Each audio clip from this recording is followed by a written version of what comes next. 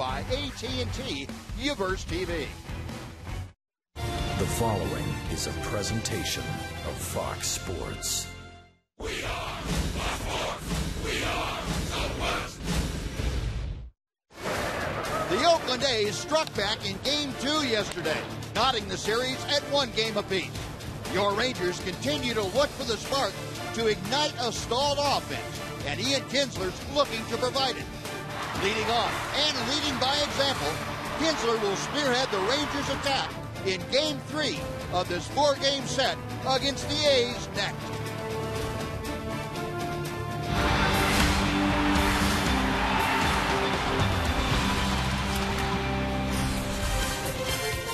It is a cloudy and breezy night here in North Texas, Rangers Ballpark, where the Rangers hope to clear things up a bit with another win over the Oakland A's. And welcome in, everyone, along with Tom Green and Steve Busby. Glad you can join us tonight. This is game number 3 of this 4-game set. Rangers won the first game, Oakland won last night, and now the Rangers look to bounce back and make it 2 out of 3 with 1 game remaining.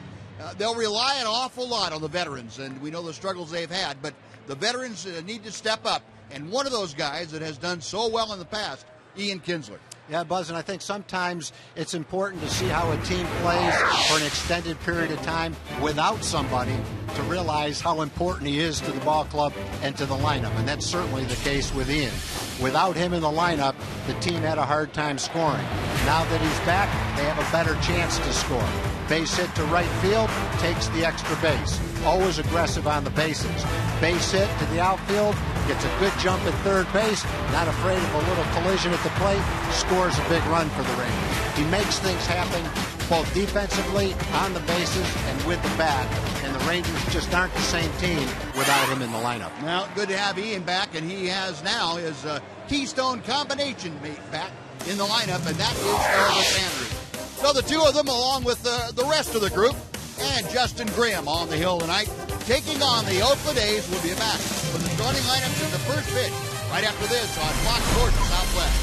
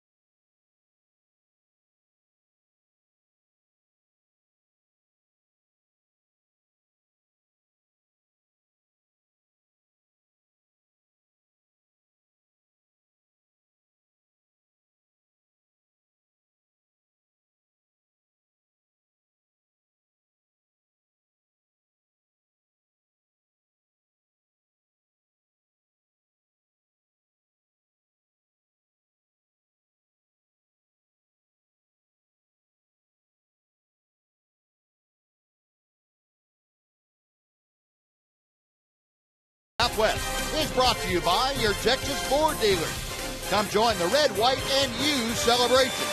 Enjoy great savings on America's best-selling brand. Ford is the best in Texas. By AT&T U-verse TV.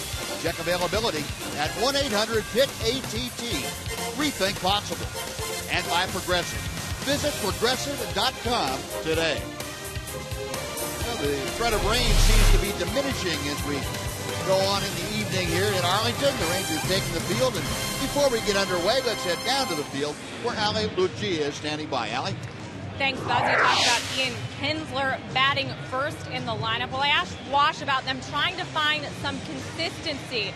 They've had 12 different starting lineups in the last 13 games, and he said they're just trying to find something that works. Doesn't matter what you're doing, consistent on the pitching side, consistent on the offensive side, consistent on the defensive side, consistency on the base paths. That's what the game of baseball is totally about. So we certainly need to get to that point where we can get back to being consistent. But, it's a long season. It's 162 games, and we're going to grind, and we'll get it right. That's tonight's Geico quote of the day. Nelly Cruz batting third in the lineup. Last night it was A.J. Brzezinski. The night before it was Ian Kinsler. So, Buzz, they're just trying to find something that sticks. All right, Allie, thank you. Yeah, they will. Ron said the consistency you want to get sometimes is elusive for a little while. Well, Justin Grimm trying to get that consistency going. Here's the Oakland batting order he will face tonight. Chris Young leads things off. He's in center field. Jed Lowry's the shortstop. Batting third, DHing Yoenis Cespedes. Brandon Moss cleans things up. The third baseman is Josh Donaldson. Seth Smith in left field. Josh Reddick in right, bats seventh. Derek Norris is behind the plate. And the second baseman, Eric Sogard, bats ninth. And our Budweiser scouting report for Justin Grimm. 5-5. His ERA has gone up pretty dramatically in his last three starts to 5.59. In fact, it's 11.40 in his last three starts. Prior to that, he was throwing pretty well. Career high 7 2/3 in his last start against Toronto. But in that start, he ended up giving 10 hits and 7 runs, a couple of home runs. Longevity was good, but a little too many runs, Buzz. Yep. Chris Young fouling off the first pitch, and there were some interesting comments that came from Justin Grimm, Tom, after that ball game. Chopper hit out to short, and Elvis gets a nice big on. That is out number one, so on a couple of pitches, Justin Grimm gets his first out. We'll take a look at the Ranger defense tonight, brought to you by Skag. David Murphy in left, Leonis Martin in center, Nelson Cruz is in right. Robinson Chirinos gets the start at first. Ian Kinsler and Elvis Andrews up the middle. Adrian Beltre at third. A.J. Brzezinski behind the plate. Justin Grimm on the hill. And the umpiring crew tonight looks like this. Doug Eddings calling the balls and strikes. Jordan Baker at first. The crew chief, Angel Hernandez, is at second. And Paul Nart is down at third. No one out in the early going here. And Jed Lowry takes outside for ball one. Lowry at 293. He has been in a bit of a downturn for the last 10 days or so for Oakland. Takes that pitch low, and it's 2-0. But, Tom, what Justin Grimm was talking about was how he can slow the game down mentally for himself. And he said that's, for him, the toughest adjustment that he's had to make coming to the big leagues. And, well, you get your adrenaline pumping out there, and I guess it's hard to do that. Does that ring a bell for you, or did you have to find a way to slow the game down a little bit? Yeah, I never even thought about it too much until after it was too late. But yeah, when you're able to do that, it sure is a lot easier. Adrian Beltre slowing down that one-hop shot off the bat of Jed Lowry and across the diamond for out number 2. Yeah, I wish someone had talked to me more about that, because you think back to the times when you were playing well, and that's pretty much what you did. You had slowed down and relaxed, and when you were struggling, you were a little bit hyper, probably moving around too much in the batter's box, swinging at too many pitches out of the strike zone, trying to make something happen. And sometimes all it is taking a deep breath and relaxing. I can remember feeling that way in a game and not being able to stop it. Right, hyper, swung at a bad pitch, and it was at the old ballpark. There's probably 4,000 people there, so you could hear everything they said. And some guy from the stands yelled out, "Relax! It's just a game. It's not. Just relax." And I heard him, and he said, "You know what? You're right." And So I tried to take a deep breath and relax, and I guess the point is even a fan could notice it sometimes. Sure. Yoenis Cespedes in a bit of a downturn, also 0 for his last 9, and that's news when he does that against the Rangers, because he came into this series hitting well over 325 against Texas pitching. They've done a good job of handcuffing him here in the first couple of games of this series. 1-2 now the count from Justin Grimm. Well, watching Justin's delivery right now, does it look to you like it's a little slower than it was in the last game? Has he slowed it down a little bit? You know, I don't think he was talking about slowing. We'll talk about that the next time he's out there in the second inning. But it's a very good 1-2-3 first, as the A's are down. The Rangers coming up bottom of the first.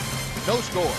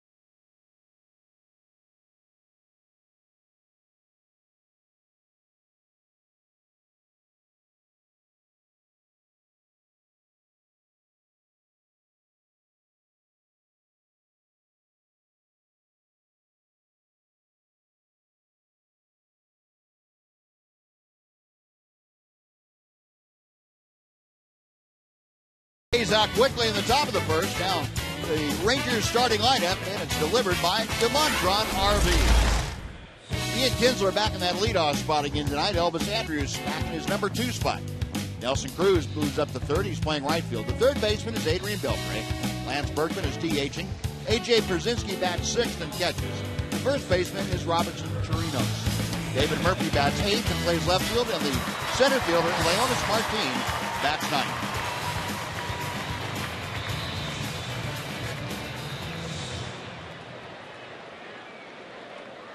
And we'll check out the scouting report for Tommy Milone. His record is even at 6-6. ERA is solid, 3.61. Doesn't walk many, less than 2 per 9 innings. That ratio is the 10th best in the American League.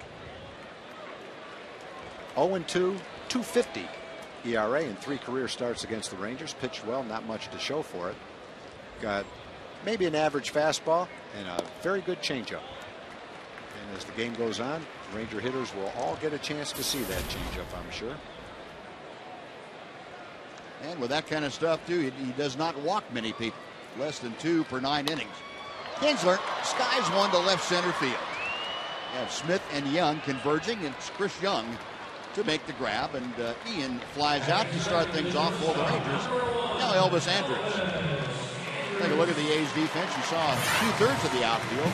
Smith in left and Young in center. Reddick is in right. Brandon Moss at first. Eric Sogard and Jed Lowry up the middle. Josh Donaldson at third. Derek Norris gets the start behind the plate. And Tommy Milone, the 26-year-old left-hander, is on the hill. Back in 2008, Milone was a 10th round draft choice by Washington. He came over in a trade for Gio Gonzalez. Other players involved, including the catcher, Derek Norris, was also in that trade. But if you're going to give up a quality left-hander like Gio Gonzalez, they made a pretty good trade because they got one back in Tommy Milone. It's a lot cheaper right now, too. Hard hit ground ball, but right at Lowry, the shortstop. And there are 2 away in the Ranger first inning.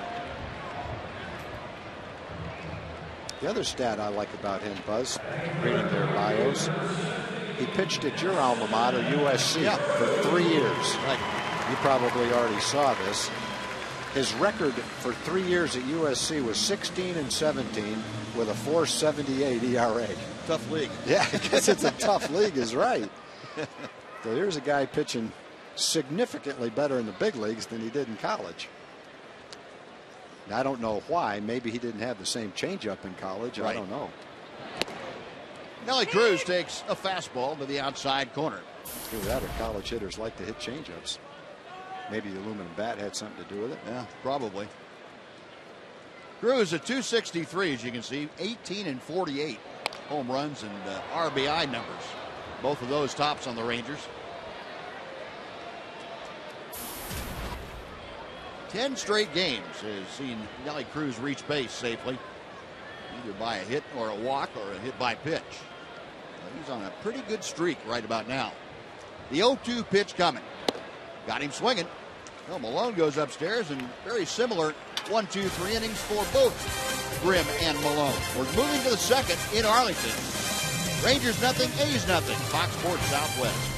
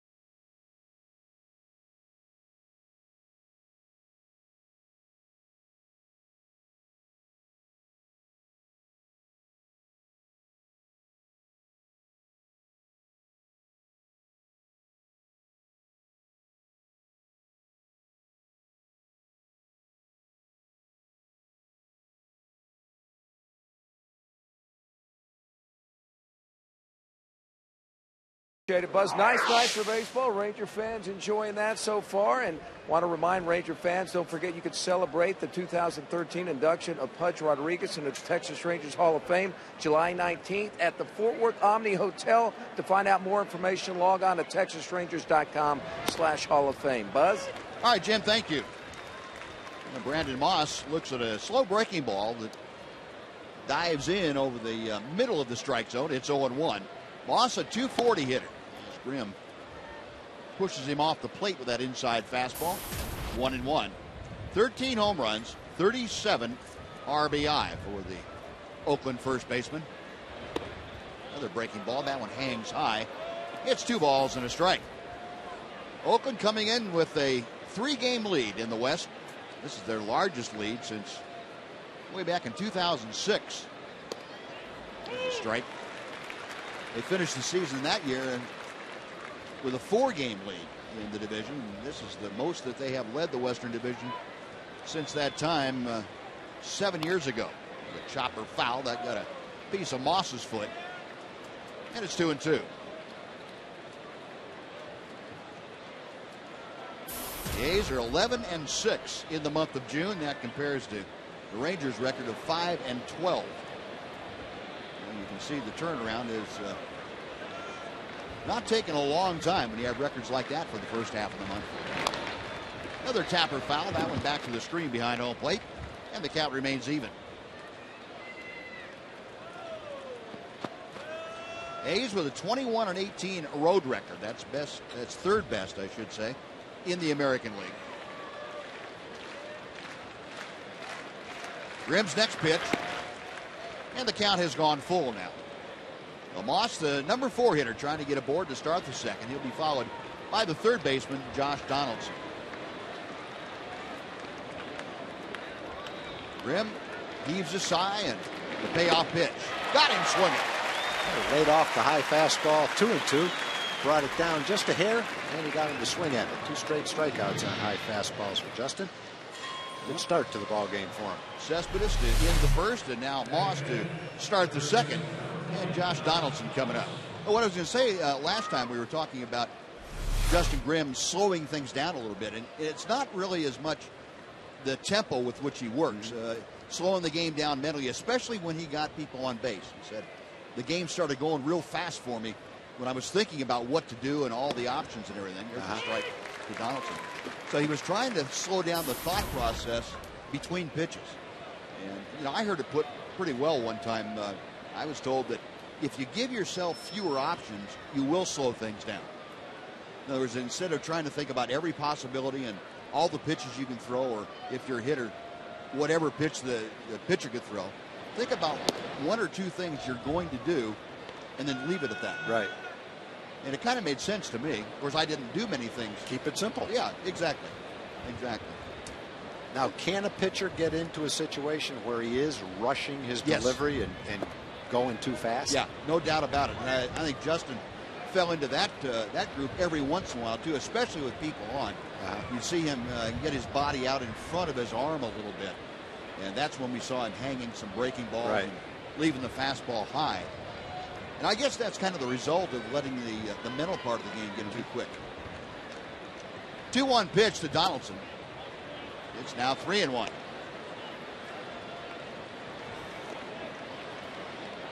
Justin trying to figure out how to come back with this 3-1 count to get Donaldson. Into the wind he goes. And the pitch low and outside, ball 4.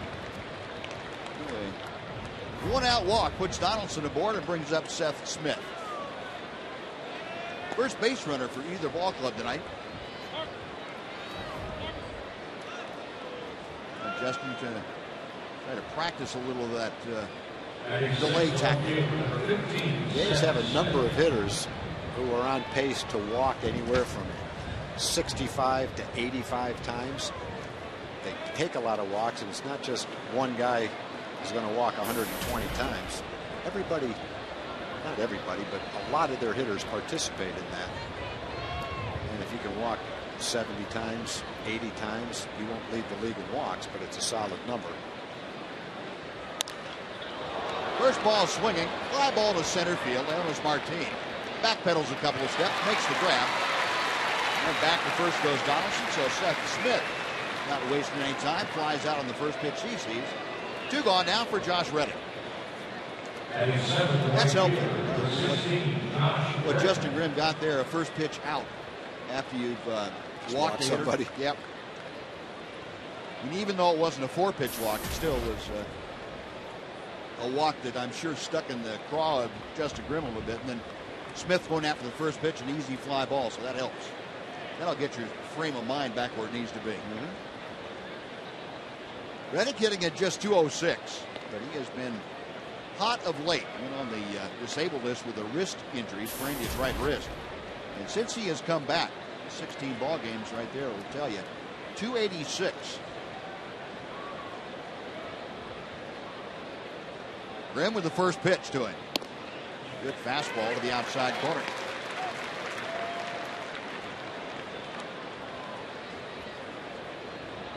Rangers shifting around to the right, although not drastically with a left-handed hitting Reddick up there. Elvis still a good 10 paces to the shortstop side of second. And he's popped up. Elvis waving off everybody in shallow center field. The shortstop puts it away. That'll do it. 1-out walk, no damage. The A's strand their first runner. After an inning and a half, Rangers nothing, A's nothing on Fox Sports Southwest.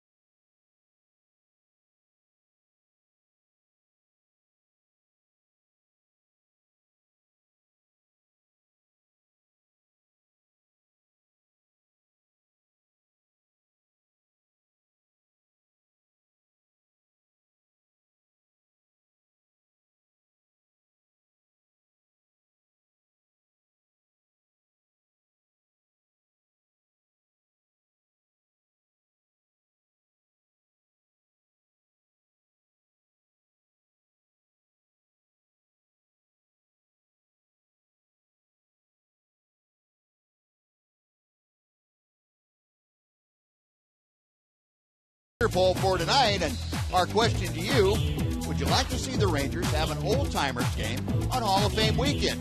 And look at these guys. Isn't that something? You vote for Tom Grieve and Mark McLemore and say, yeah, sure, I would like to see them. See the sweet swing of Tom Grieve again and the gold glove of the doctor of defense, Mark McLemore. Just go to Twitter and pop in hashtag FSYesGame. Or you can see Wash, as we saw him in Minnesota in the old-timers game, hashtag FSNoGame. Don't want to see a pulled hamstring like Wash did in 2010. Skipper said that laid him up for a couple weeks. He wasn't his normal animated self after that. Yeah, the worst part was he did it right in front of all his players, and they never let him forget that play. Adrian Beltre starting off the Rangers second. Tommy Malone misses outside. 2 balls, no strikes. Beltre, 303 with the average, 14 home runs, 38 RBI, and 4 out of 9 against the A's left-hander Malone with a couple of home runs. Hits this one well to right field. That's slicing toward the corner. Deep in the corner, it is foul off the sidewall. And we will come back and try it again. The last Hall of Fame game, old-timers game I played in, I said at the time, that will be my last game. I was batting against Warren Spahn, and obviously he was a little bit older, and I'm thinking I don't want to hit the ball back through the middle. And somehow I just hit this ball, and I went over the left fielder's head, and I ended up getting a double. And when I got back to the dugout after the inning, Warren Spahn was out of the game. And Rich Billings said something like, hey, nice hit. You should have hit him that hard when you were a player. And Warren Spahn heard him say nice hit to me. And I won't use the language he used, but he screamed at me, when I was your age, I won 20 games in the big leagues. Big deal. Ropes one to left field for a leadoff swing. Yeah, I said to myself, that's it. Yeah. I'm never going. I'm really? never. You can't do anything. You either look terrible and it's an embarrassment, or you do well and everybody says, well, big deal. Who can't play in an old timers game? So, where was that game? That was at the old ballpark. Was it? Yep. You know, the last one I played in, you see Beltre smoking that line drive to left. He was up in Boston in 80, I think it was 86. Got to pitch to Ted Williams. Whoa. And that was a thrill. And I couldn't, he had the same swing, and I was trying to throw it hard enough for him to hit the ball out of the ballpark, and I couldn't throw it hard enough. He made solid contact and hit about a 370-foot fly ball to right field. I remember the Jimmy Fund game, and you're talking about throwing it hard enough for him. Lee Stang was the batting practice pitcher in the home run derby, and Ted was the last hitter. And when he walked up to the plate, and I won't use his language, but he was screaming at Lee Stang, the batting practice pitcher. There's a drive, well hit by Berkman, deep to left center field, way back, goodbye.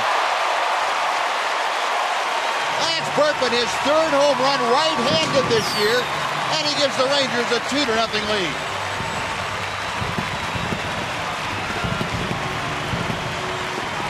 Tommy Malone had given up 14 home runs coming into the game. That was the 6th highest amount in the American League. 13 of them were to right-hand hitters, now 14. The 14 home runs to right-hand hitters, that's the most of any pitcher.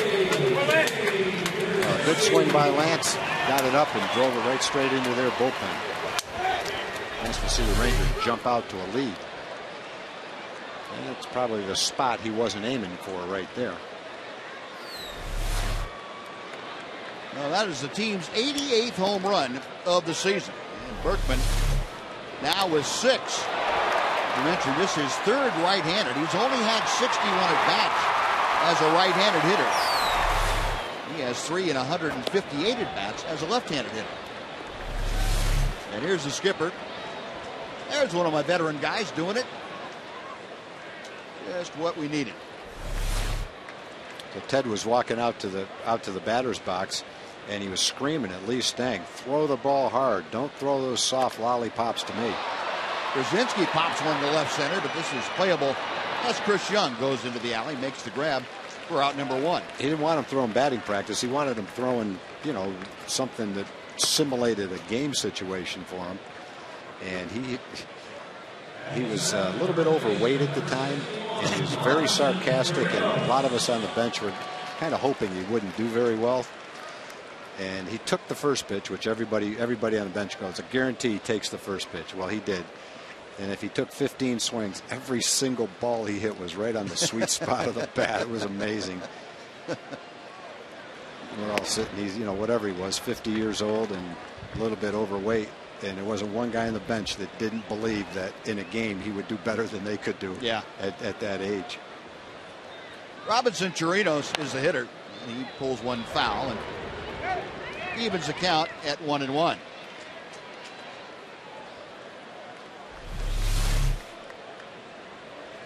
Talking about how quickly the ball leaves the bat. The pitch came in at 88, and with Berkman intervening, it went back out at 98. Interesting. It's tough. It's tough when a new number like that comes out, Buzz. You don't know exactly how to quantify it and how it compares to other players. But from time to time, we'll show that number, and maybe over a little bit of a time frame, like be able to come up with numbers that are meaningful. Tell you what I like to see in conjunction, I mentioned to you, Tom, in conjunction with that speed, is how long a third baseman or a pitcher or a different player has to react to a ball. That ball's hit well to center field, but Chirinos didn't quite get enough of it as Chris Young makes the grab for out number 2, and David Murphy will come up.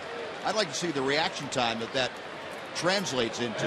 Yeah. A guy that's say 105 feet away at third base. How many tenths of a second does he have to react to the ball? Yeah, it would have been nice to see that on that ball that Martin sliced at Donaldson when he was in. Right. That was a hard hit ball, and he was pretty close to him. Or you can understand how a pitcher gets hit in the head when you only have, say, 3/10 of a second to recognize and duck. Yeah, plus after you've let go of the ball, you might not be in perfect position to field the ball either. It's not like you're standing there waiting for the ball to come at you like a third baseman. That's scary just to think about it. David Murphy pops one up down the right side. Moss and Sogard, the second baseman in foul territory, makes the grab, and that'll do it. But Beltre and Berkman back-to-back the killer bees, with Berkman going yard. We'll go to the third inning. It's the Rangers 2, the A's nothing on Fox Sports Southwest.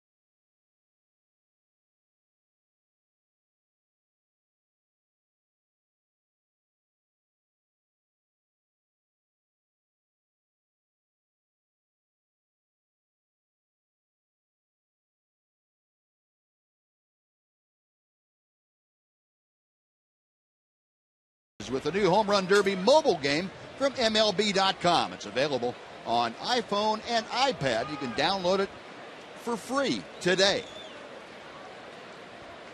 The Rangers downloaded a couple of runs here early. They lead 2-0 as Justin Grimm goes to work in the third inning to Derek Norris. Norris, the number 8 hitter, to be followed by Eric Sogard and Chris Young. John Jaso, the left-handed component of the catching situation in Oakland. Started the first 2 games. Now Norris, who pinch hit, had a couple of at-bats in the first game, getting the start behind the plate tonight. 195 the average. As Grimm comes back with a 2-0 pitch, it's popped up. Shallow right field, way up in the air. Cruz coming on in foul territory, and he can't grab it. Got close to the wall down there. It looked like Nelly trying to figure out where he was as soon as he hit that warning track, and the ball eluded his glove. Yeah, when you're sprinting and you're watching the ball, you get to the point where the wall juts out, and you're not exactly sure where that point is. And I don't blame him for shying away, because if he runs right straight into the corner of that wall, then that's just an injury waiting to happen. We just wasn't sure where that corner was. Well, the count is 2 balls and 1 strike to Norris. 3 home runs, 15 driven in. Justin Grimm to the wide. The right-handers coming home, and he misses high. It's 3 balls and a strike. Also, look, Buzz, like that was hit during where that opening is real high, and the wind is blowing in. It looked like the wind knocked that ball down by, who knows, 10 feet or so. Right. Now the wind, as you can see, coming in from just about dead center field now. Chopper out towards short, cut off by Beltre. He sets and throws. Got Norris by a step. He got down the line pretty well. He did get down the line. Now, before Eric Sogard comes up, let's take a time for a Mazda game break. Here's Dana Larson.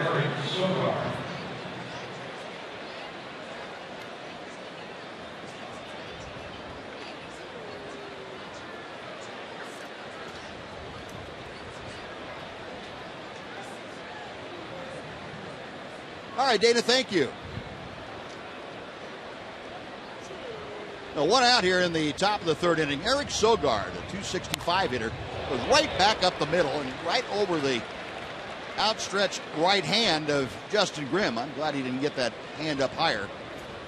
The ball was laced to center pretty well, and it's a 1-out base hit. Sogard swinging the bat pretty well the last month, hitting over 300. He had a base hit similar to that off Darvish last night. 2 outs and a man on second to drive in a run. That one might have been hit a little bit harder. Yeah.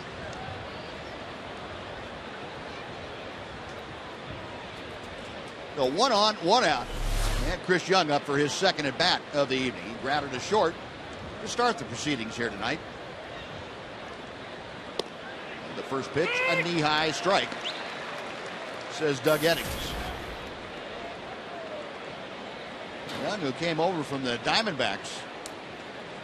A's were hoping he would really settle in and be one of their key outfielders, but he has gotten off to a very slow start offensively.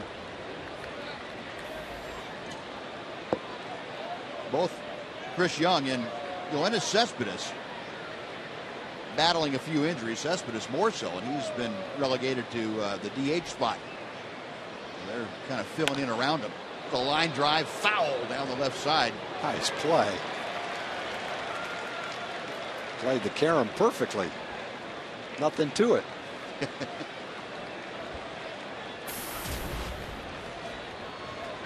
Let's see, Young in the last 3.5 weeks of play really struggling. 143 the average. Grimm ahead of him, no balls and 2 strikes. Sogard the lead from first. He's going, and Grimm steps off the correct way and nails him at second base. Yeah, he slowed it down, Buzz. Yep, he did. Took his time, didn't panic. And to say the correct way, we've seen that play missed by 2 or 3 different pitchers this year, where the runner goes and they either make the pitch home because they can't decide what to do, or they balk. So what's the key? You have to...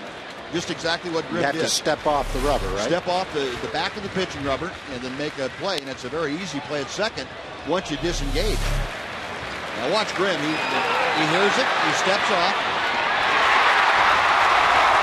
If you just turn and throw with your foot on the rubber, that's a balk? Yeah, because it's almost impossible to couldn't do it. You couldn't do it anyway, I guess.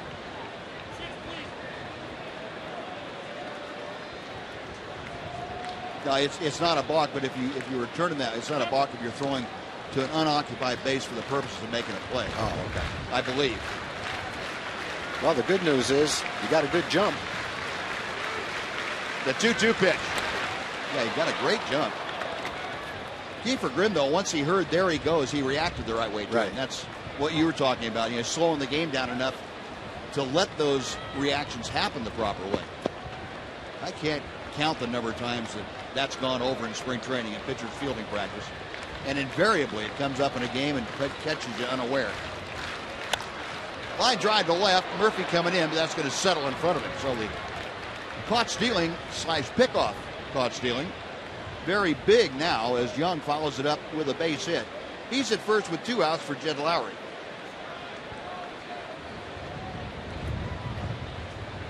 No 2 hits in the inning and for the game. 1 on, 2 out. Lowry a ground ball to third.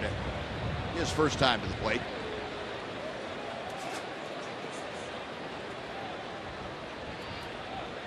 A time called momentarily. Chris Young trying to put on a guard that he will use to run the bases with.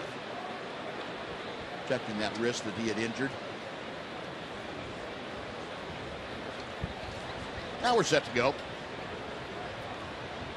Lowry, the switch hitter, up there as a left-handed batter against the right-hander Grimm.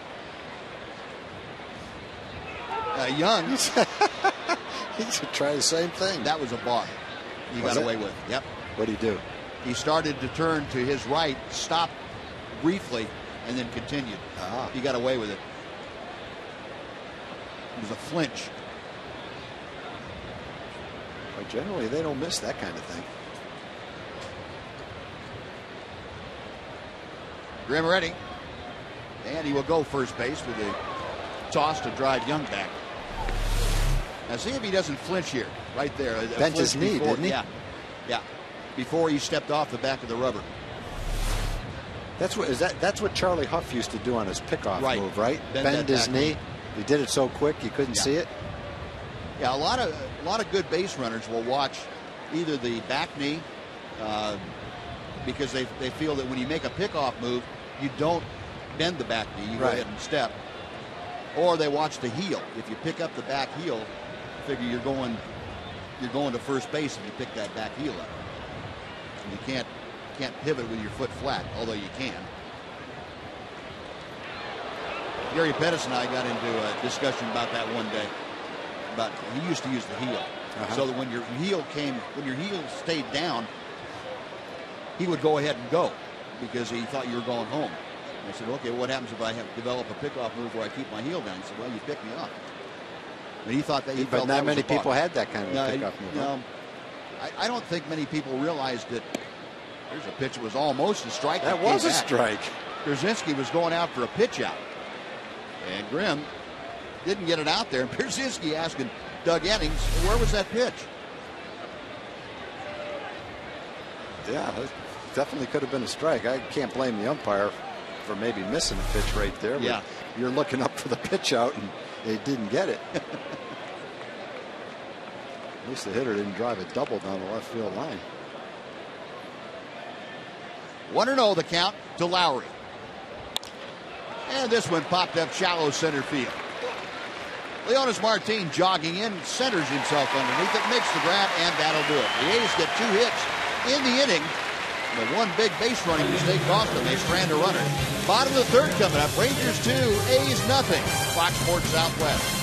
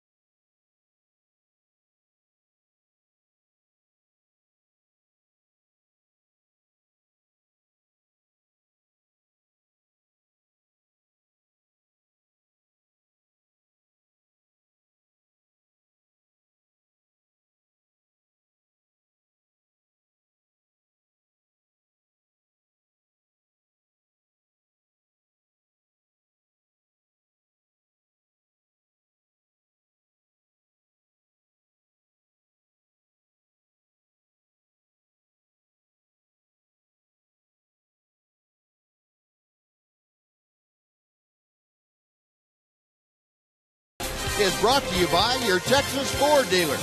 Come join the red, white, and U celebration. Enjoy great savings on America's best-selling brand. Ford is the best in Texas. And by Jack in the Box. Now's your chance to go big with Jack's Big Stack Burger.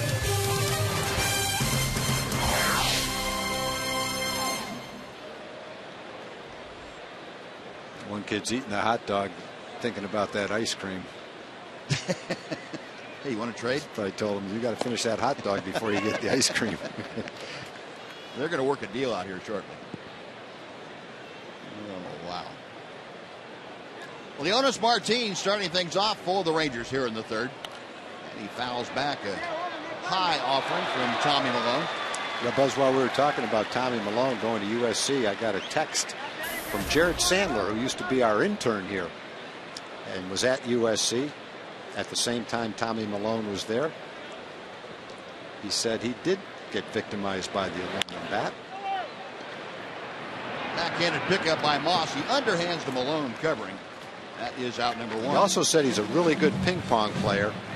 Jared says, I never beat him. So I don't know if that means Tommy Malone's a good ping pong player or he could just beat Jared. I'm not sure which.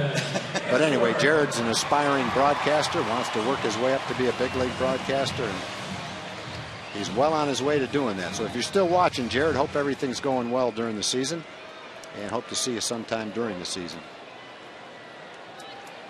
But one out now, and back to the top of the order for Ian Kinsler. Ian, a fly ball to center.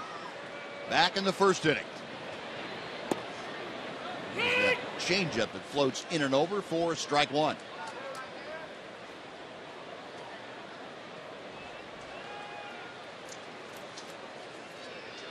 Ian with a batting average of .292 as he faces Malone. Count evens at a ball and a strike.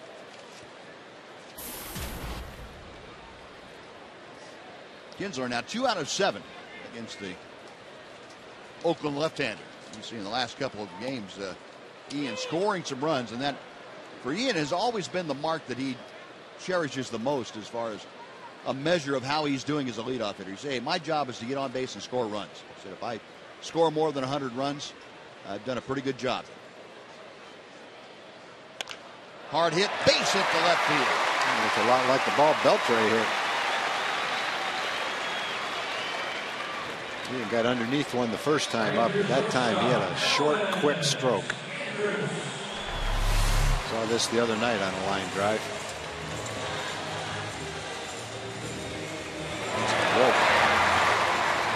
Talking to himself, yeah, going down the first baseline, probably saying, there's the swing. That's what I was trying to do the first time up.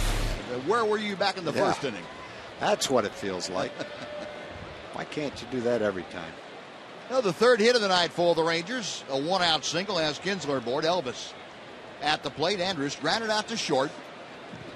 And it's been a while since we've had the opportunity to see Andrus and Kinsler in maybe a running situation, a hit-and-run situation where there are plenty of options. Where Kinsler's been on and Elvis has been at the plate. One out here, and this would be prime time to utilize their speed and ability to handle the bat. Off speed, and that catches the inside corner. It is strike one. 3 birthdays today. J.K. Boone.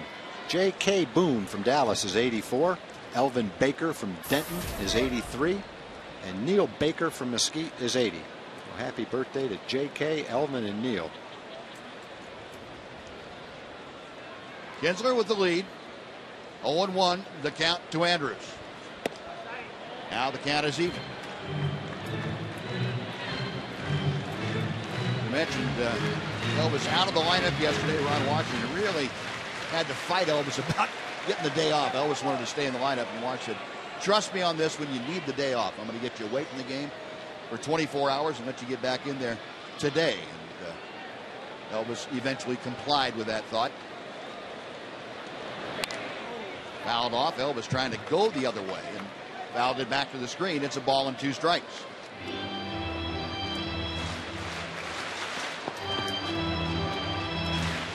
One thing Ron Washington has done since day one here, and that's be able to tell when infielders in particular could benefit from a day off. They're a little bit sluggish. Maybe their mannerisms are not quite in character. Just has that innate feel for when to give a guy some time away from the game. And he did that with Andrews yesterday.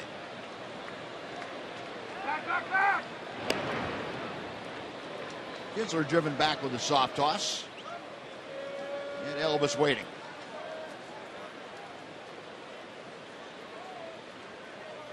Elvis 5 for 30 on this homestand. This the 10th game of an 11-game homestand for the Rangers. 1-2 the count as Malone comes set. Out of play to the right. Nice crowd on hand here tonight. Should be in the neighborhood of 35, 36,000. Rangers averaging just over 39,000 this year. And after the record attendance of 2012, great representation by Ranger fans here in 2013.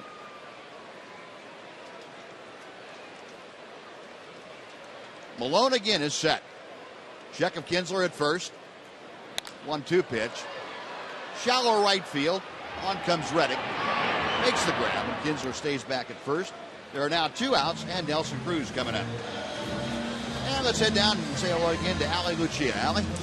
Thank you, Buzz. Nelly Cruz batting in the 3 spot tonight, and as you know, he had 2 home runs in the win on Monday. Not a familiar spot for Nelly. I asked him about batting in the 3 spot, a little sarcasm. The only thing that matters is to be in the lineup. If you're there, any part of the lineup, you're gonna contribute. So that's the way I see it. Nelly says he knows the drill. It's baseball, whether you're in the 1 spot or the 9th spot. He doesn't care. He knows he's got to get on base. Buzz. All right, Ellie, thank you.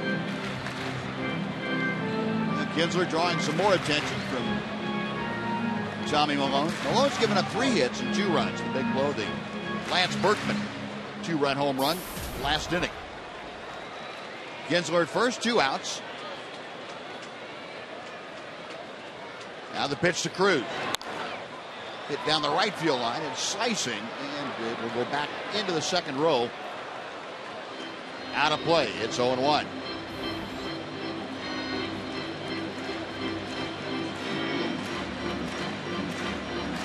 Cruz with 3 home runs on this homestand. Gone 8 for 30. Rangers, however, have won just 2 of the first 9 games here at home. 24 RBI in the last 34 games for the Ranger right fielder. The 0-1 pitch. Line to right field. That's a base hit. Kinsler will check in at second as Reddick gets to the ball quickly. Nelly Cruz going the other way. Has a single. The Rangers have runners at first and second for Adrian Beltre. It really looked like Elvis and Nelly were trying to drive the ball toward right field. Wait on it. It helps you with a guy with a good changeup. You're thinking about right field. Got in on him a little bit, but he's so strong, he still made it look like a fairly good line drive. The 2 on, 2 out. Here's Beltre, who singled to left field. His first time up. He came around on Berkman's home run. Beltre, 38 runs driven in, looking to make it 1 or 2 more here. To right field, Reddick breaks back, gets there in time to make the grab. Hard hit ball, but the Rangers are gone in the 3rd. No runs, 2 hits, 2 left. After 3 complete. The Rangers 2, the A's nothing. On Fox Sports Southwest.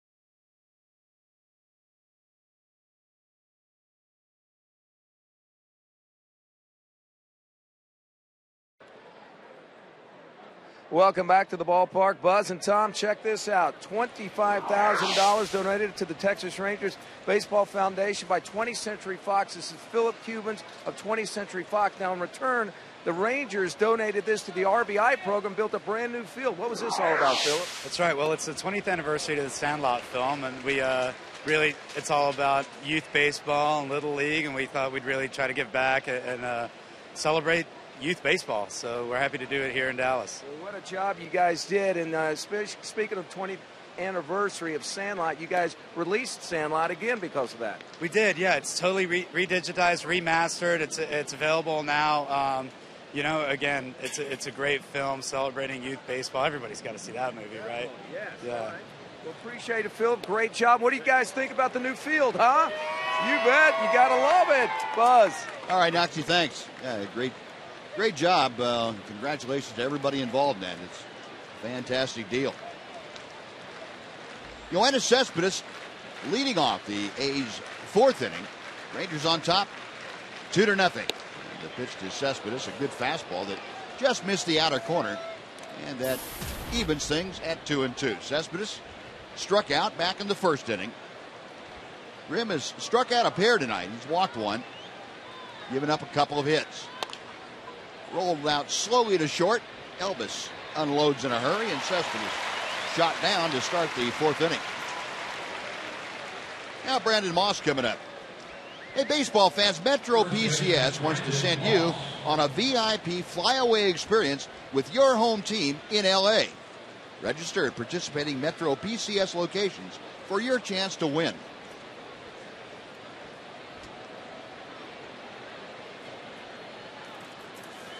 One gone here in the fourth. Brandon Moss, a strikeout his first time up. Yoenis Cespedes, a leisurely stroll back from first base and just now getting back into the dugout. Thought when you made it out, you wanted to get off the field as quick as you can. Maybe not. Nice play by Chirinos, an underhand feed, rim covering, and Robinson Chirinos showing a little dexterity over there at first base. Well, you know, if you've got that kind of versatility where you can play a couple of infield positions and catch, got a pretty good chance of hanging on as a big league utility player at the very least. He was hitting .295 in AAA. Hit the ball hard his first time up today. Center field. Played some first base, some third base down at Round Rock, and also caught. The base is empty, 2 away. Josh Donaldson drew the only walk issued by Justin Grimm. That was back in the second inning. Donaldson, a .303 hitter, and the breaking ball is wide. It's 1-0. I don't think the Rangers are making any secret of the idea they want to throw Donaldson a lot of breaking balls from right-handed pitchers. That's about all he has seen. Pops this one up. Around home plate, coming down the line from third, Adrian Beltre makes the grab, and a very quick and tidy 1-2-3 inning for Justin Grimm. The A's gone, the Rangers still leading after 3.5, 2-0 on Fox Sports from the Southwest.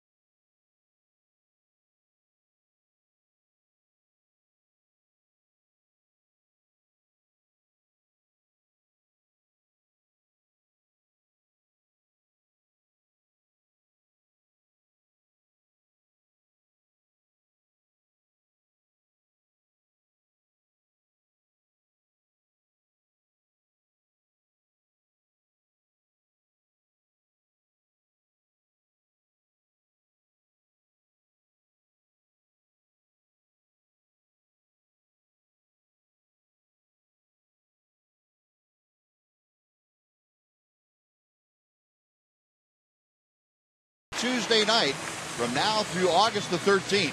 You can enter to win free Rangers tickets and a VIP Rangers experience. Visit OTBFanzone.com for more details.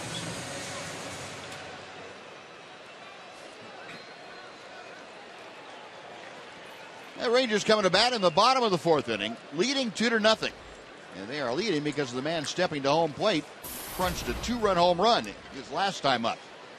Lance Berkman with that shot into the bullpen in deepest left center field with Adrian Beltre aboard.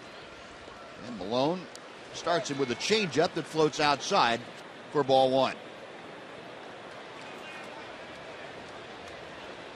For Berkman, just his fourth and fifth RBI in the last 20 ball games. Also just his third home run in the last 30 ball games. So it had been a long dry spell for a guy that's not accustomed to having spells like that. 2-0 pitch.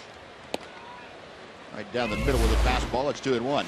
Now the AT&T reverse replay. Boom. Down, out over the plate. Lance Berkman left the ballpark with it. And Malone coming back now with a 2-1 pitch that catches the bottom of the strike zone. Well, the count is even. Berkman trying to get aboard to start the Ranger fourth inning. Rangers 2 runs on 4 hits. Oakland no runs on 2 hits through their first 4 frames. And Berkman again lining it to left center field. In a hurry is Smith, and a nice backhanded running catch by Seth Smith. The same angle, same trajectory. This one staying in the yard. And Smith able to run him down on a nice play. Just hung up a little bit too long. Looked like it was going to split the gap, but not sure that Lance got that right on the sweet part of the bat. It just hung up enough for Smith. Close-up view of the concentration it took. No, 1 away. A.J. Przinsky, a fly ball to center in the second inning. 0 for 1, hitting at .302. And first ball swinging, he skies to the alley in right center field. Way up there, and plenty of time for Chris Young to circle under it. And that is out number 2. First baseman Robinson Chirinos. Now Robinson Chirinos will come up.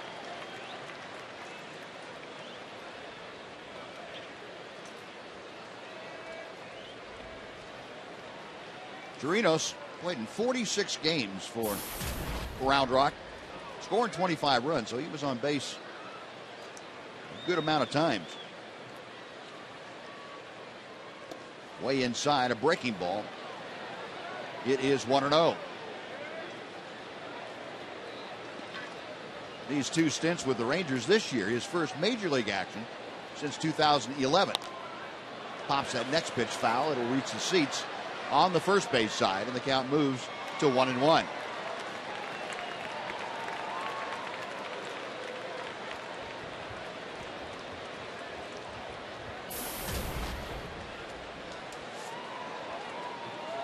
See the numbers for Chirinos down there at AAA. Way inside. Last major league duty that Chirinos saw was in 2011 with Tampa Bay. He appeared in 20 ball games with the Rays.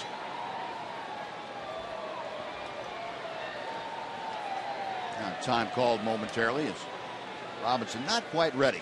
2-1 the count.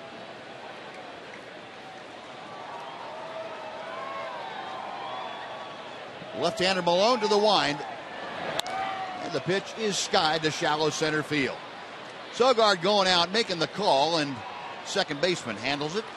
So the Rangers, for the first time since the first inning, down in order. We have finished 4 in Arlington. The Rangers 2, the A's nothing on Fox Sports Southwest.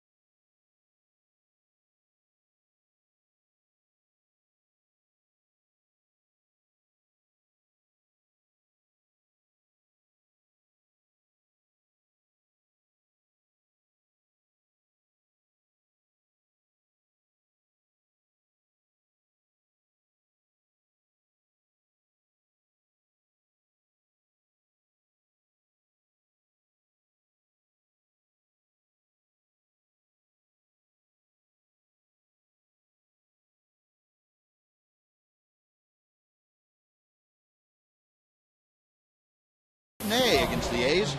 Get here early to see a pregame presentation featuring live animals from the Dallas Zoo. Gates open at 10 a.m. for the Wildlife Education Program. So bring your kids to the ballpark tomorrow. Great seats still available at TexasRangers.com, or you can call 972-RANGERS. And speaking of wild animals, no, I shouldn't say that. The Doctor of Defense has joined us once again. Mark McLemore. Mac, nice to see you. And could you kind of turn it around again tonight? I mean, you were good on Monday night. What'd you get? 4 runs. Last night, nada. Kind of slacked off a little bit. I did. I think I'm back on it tonight. Are you? Okay. Good. Well, you know, he's the Doctor of Defense, so his job is to hold the A's down. I can do that. I've got that one. Okay. I've got that one. Breaking ball. And Justin Grimm working to Seth Smith is ahead of the count, 1-2. Grimm looks a little bit better this time around. He does. I like the pace that he's working at. He's getting the ball, getting the sign, and throwing it. Line drive. There's Adrian Beltre on the third base side.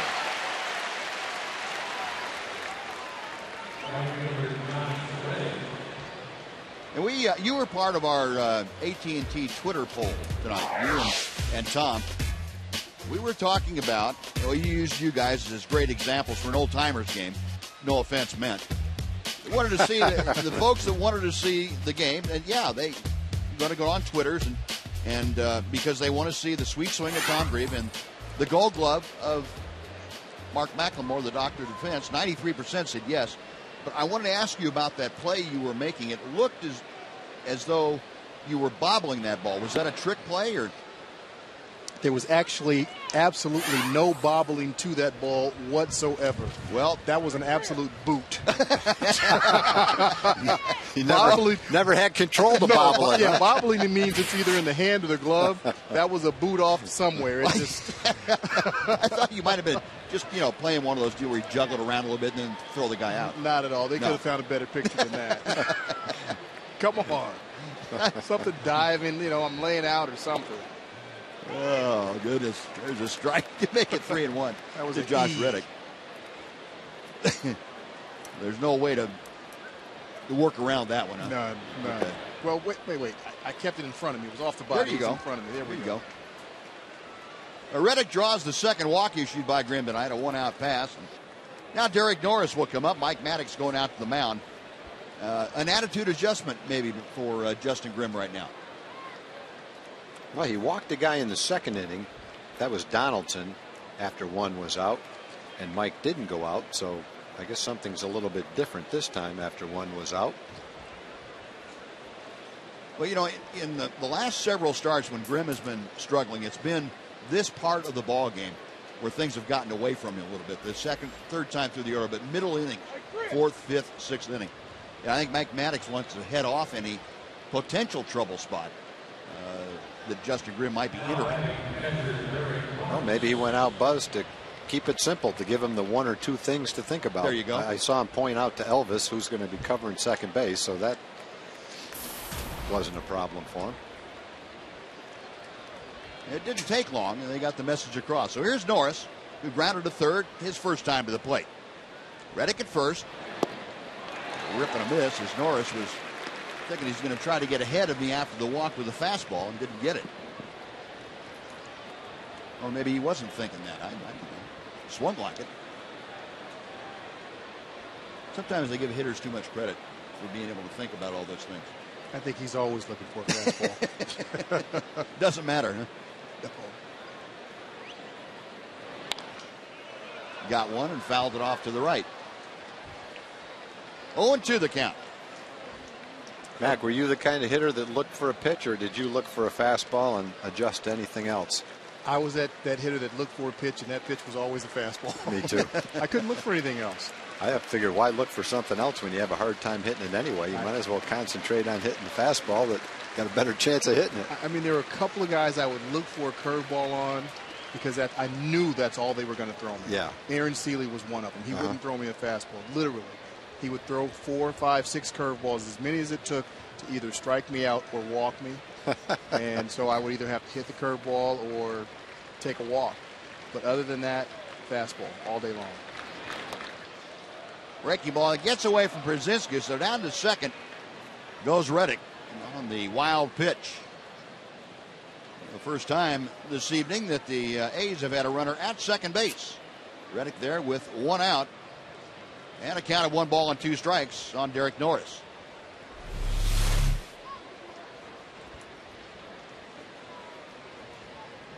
He's got the shin guard. Yep, had his glove there, and it just kicked to his right and hit his leg in the shin guard and bounced away from him. Just goes to show you can do everything right. It still may not work. Yeah.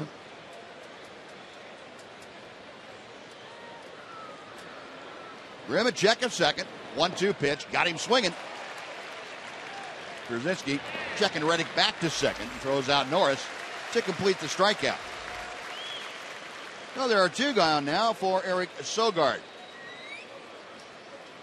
Well, fans, don't forget to play Lotto Texas with Extra for your chance to win Texas-sized jackpots. It's Texas' original jackpot game, available at your favorite lottery retailer.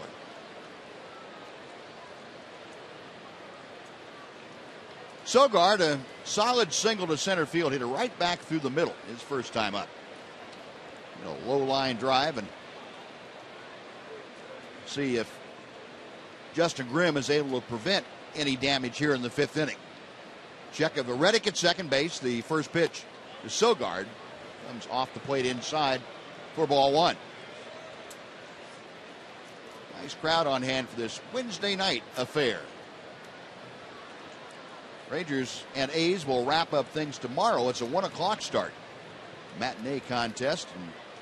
And the Rangers on the road for a week. 3 games in St. Louis, 3 at Yankee Stadium. That pitch is inside. And the count goes to 2-0. I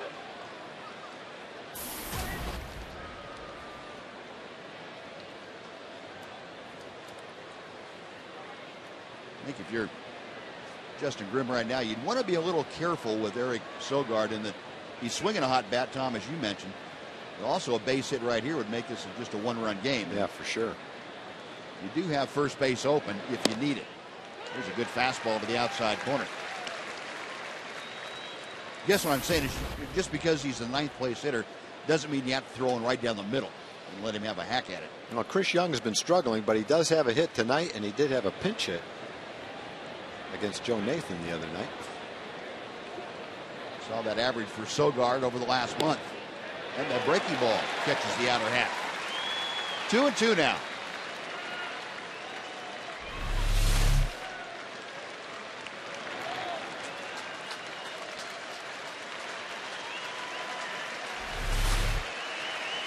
Grimm studying the signs from Brzezinski. Right-hander okays one. He comes set. A check of second. The 2-2 pitch. Inside, it's 3-2. Now Brzezinski is going to go out and have a chat with Grimm to remind him, I would think, that, hey, we've got first base open now. That we don't have to give in to him here. We've got Chris Young, a right-handed hitter, in the on-deck circle. And this is where a veteran like Brzezinski can take charge of a situation, go out there and make sure that Grimm understands what the options are. Also find out what he wants to do. Grimm with the payoff pitch. Breaking ball hangs outside, ball 4. He elected to go with the breaking ball and lost Sogard. 2 on with a pair of walks. Chris Young is 1 for 2. And again, Brzezinski going to go out, allow Grimm to slow things down mentally. And Ian Kinsler will come in and add to that conversation. Well, this is an important inning for Grimm. And like you mentioned earlier, that getting that 3rd, 4th, and 5th inning is usually where he's been giving up that big inning and getting into a lot of trouble. So hopefully he can get out of this.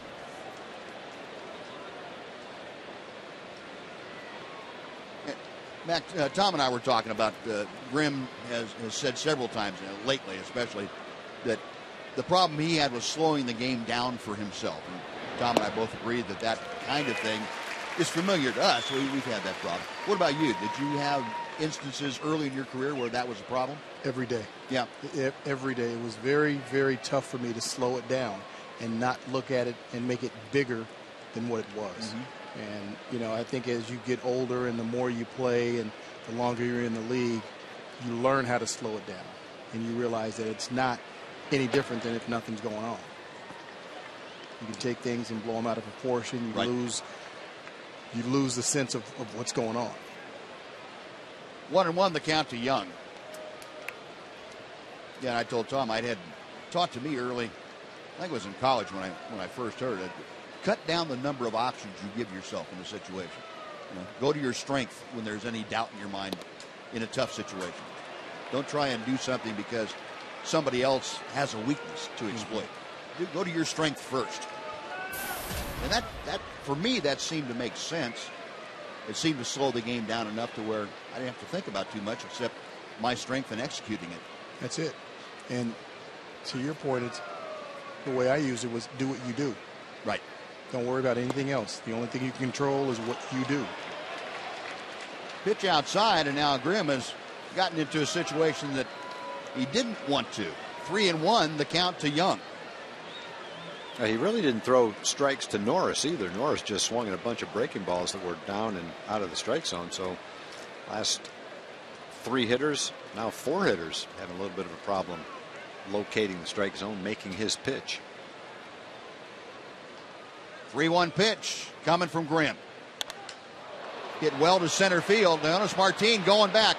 Still going back at the wall. It's gone. Dead center field for Chris Young, and he has turned the game around. The A's take the lead. It's now 3-2 Oakland. You get behind in the count, and you have to throw a fastball, and you turn every hitter into a better hitter. Get ahead in the count, you don't have quite the same swing.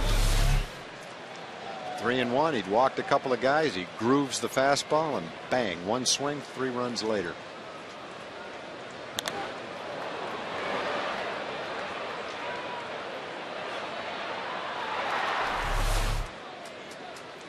So now the bases are empty. Here's Jed Lowry, who is 0 for 2. You know, Young coming into the game had hit 143 in the last 18 games. He's probably swinging the bat a little bit better now. But I think the point is, it doesn't matter what you've done in your last 18 games. When you've got a 3-1 pitch and the pitcher throws a 90-mile-an-hour fastball right down the middle of the plate, that 143 average is pretty meaningless. Probably haven't had many situations like that during the last 18 games where you've been in a hitter's count and gotten your pitch to hit. Jason Frazier in the bullpen, loosening pretty quickly. And Lowry loops one to left field. David Murphy, a few steps to his left, makes the catch, and that'll do it. But it's a hit or two late as Chris Young gets the A's on top, a 3-run home run. It's now Oakland 3, Texas 2 on Fox Sports Southwest.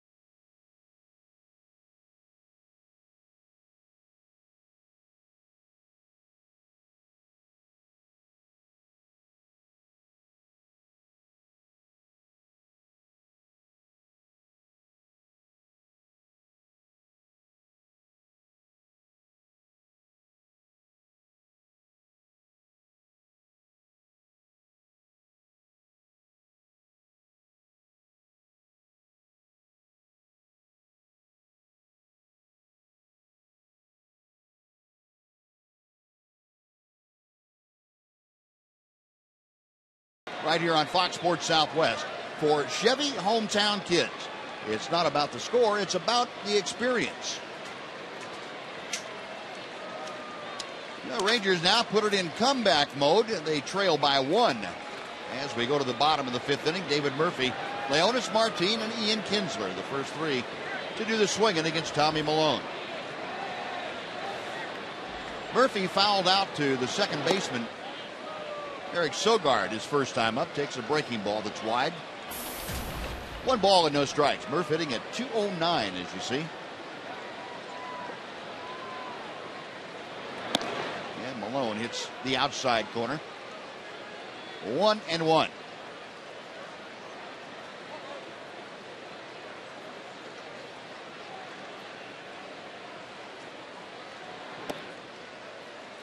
Now 2-1 as the off-speed pitch stayed high. Murphy 8 home runs, 27 runs driven in. Hitting in the number 8 slot tonight with the left-hander on the mound. And a rip and a miss there. 2-2. Murph just 4 for 29 on this homestand. He has been scuffling. As a matter of fact, you go back over the last month of play, David hitting just 173. Loops one into center. Young coming hard. Still coming. He can't make the play. He's short hosted. And David Murphy dumps one into center. A leadoff single. And that's how the Ranger 5th inning gets started.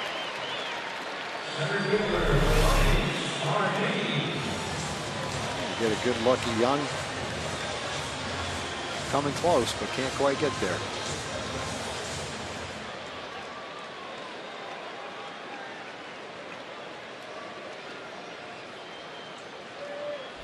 Maybe with a dive he had a chance. Had a chance to turn that into a triple, too, if he was diving out there. Might have. Here's Leonis Martin. He's going to bunt, and he bunts it foul down the first base side. 0-1 the count. Martin rounded out to first as he led off the 3rd inning tonight. 268 the average is Leonis looking down to Gary Pettis, the Ranger third base coach.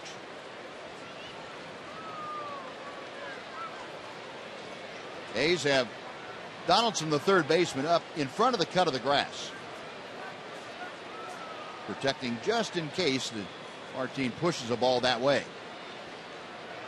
Toss to first. Murphy read that move well and was back easily.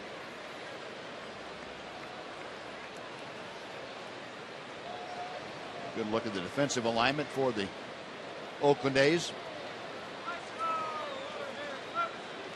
Both Sogard and Lowry up a couple of steps from their normal position at double play depth. 0-1 the count. Fastball turned him around. It's a ball and a strike. Showing no signs of a bunt there. Leonis Martin almost walked into that pitch.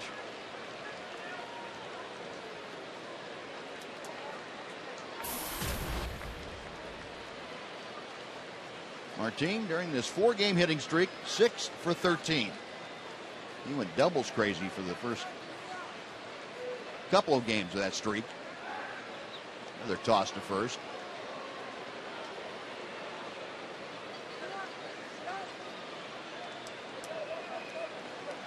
Again, Leonis checking with Gary Pettis.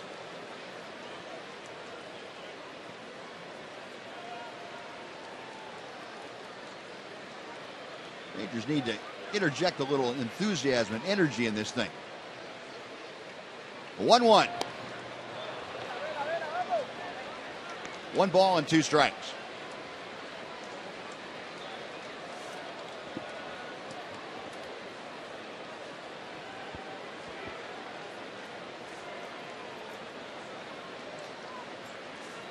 Malone with 57 pitches under his belt, 42 strikes, only 15 balls. He has been around the plate. Martin chops one foul, and we'll try it again. And a ball and 2 strikes. A's 3 runs on 3 hits. Rangers 2 runs on 5 hits. Neither club has committed an error tonight. A couple of walks in that 5th inning for the A's prior to the home run by Chris Young made all the difference. And David Murphy with a single to lead things off. Trying to get at least into scoring position here. Inside, 2-2.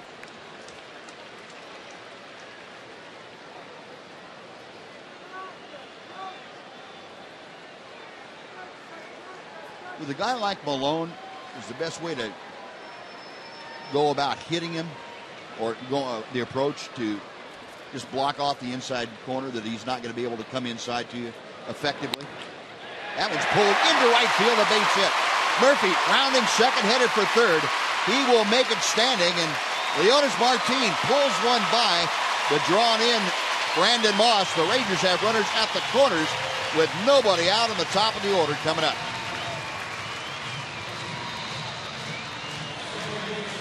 A hard hit ball by Leonis right there.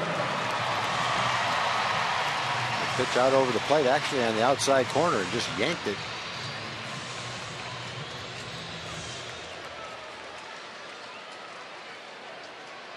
Pretty good spot for Ian Kinsler, first and third and nobody out. Rangers trying to take the lead back after giving up 3 in the top of the 5th. So first and third, Kinsler 1 for 2, singled in the 3rd inning. Also a fly ball to center. We'll see if Leonis sets sail. He's on the move. The pitch is taken. The throw to second, not in time. I thought he was going to call him out there for a second. I thought he was winding up. I thought he was getting in position to ring him up. Angel Hernandez running around that play like he was getting ready to throw up that fist. He just wanted to get in better position to make that call. He's telling all 3 of us, just relax, guys. I called it the way you wanted it. Actually, I think he was kind of going around to see if he could see whether he tagged him or not. Might have been blocked out a little bit. 1-0 the count to Kinsler, and he takes a strike at the knees.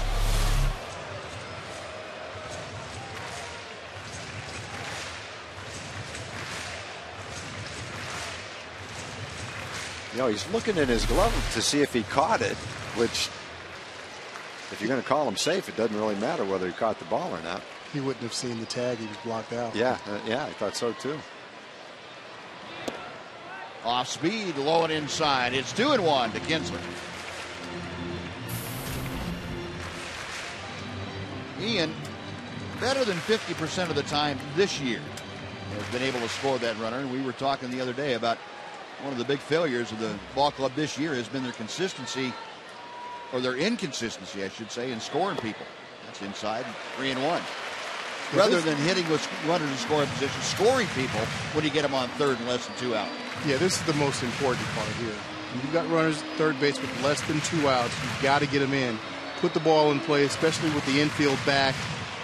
Put it in play, keep it away from the corners, and just put it in play. You get that run in, whether it's a sac fly, fielder's choice, you get the job done. That ball's hit pretty well to right center.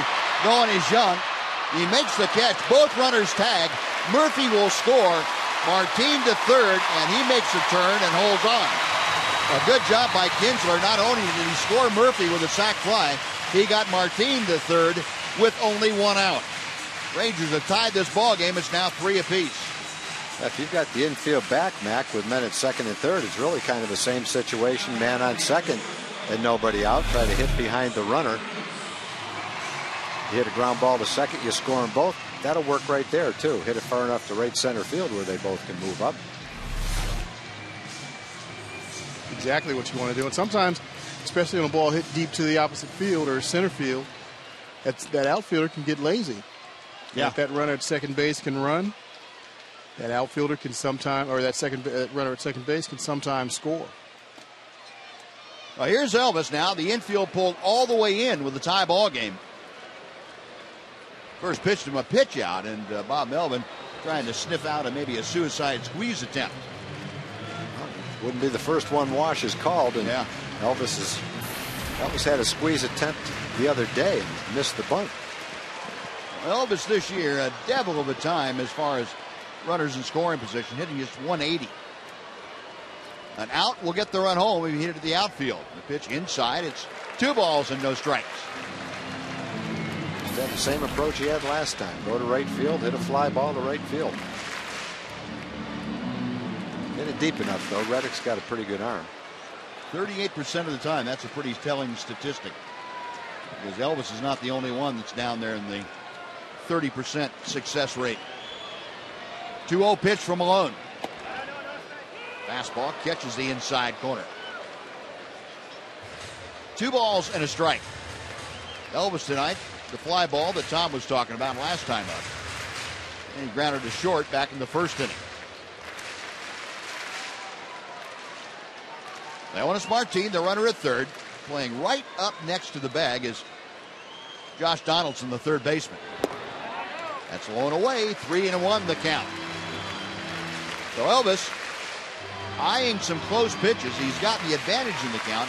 He is trying to get aboard in front of Nelly Cruz. Elvis is just being very patient. This is a great at bat for him. Not trying to do too much. He's letting Malone come to him, waiting for one pitch. Malone sets, and the 3-1. Inside, ball 4. Well, Andrus draws the walk with Cruz coming up. He and Kinsler saying, yeah, that's what we need. Now let's run with that. Kurt Young going out to the mound. You want to stay aggressive here, Mac, as far as having Elvis at first, let him go ahead and try and swipe second to get the scoring pitch?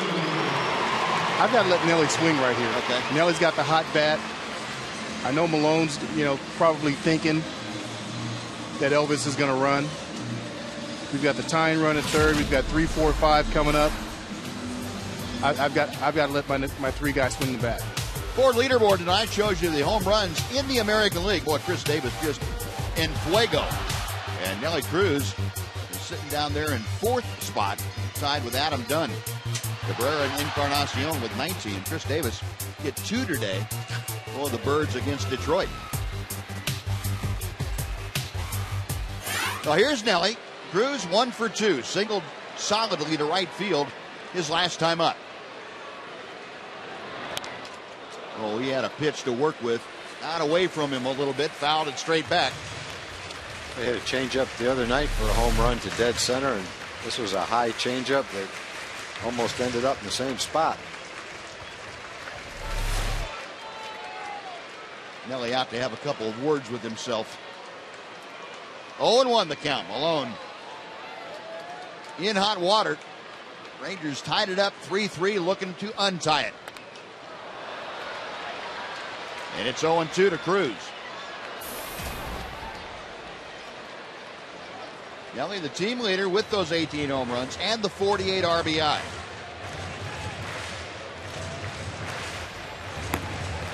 Dan Otero is out in the bullpen for the A's. 0-2.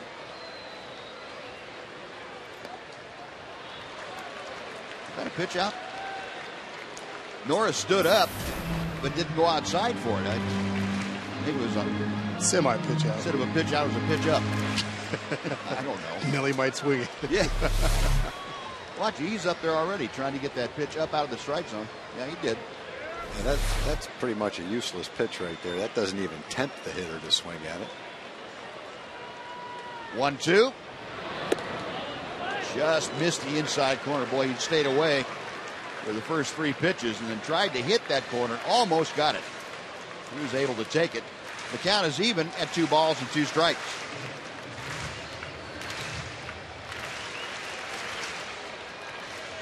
See the pitch trackers. That tough one to handle. The 2-2.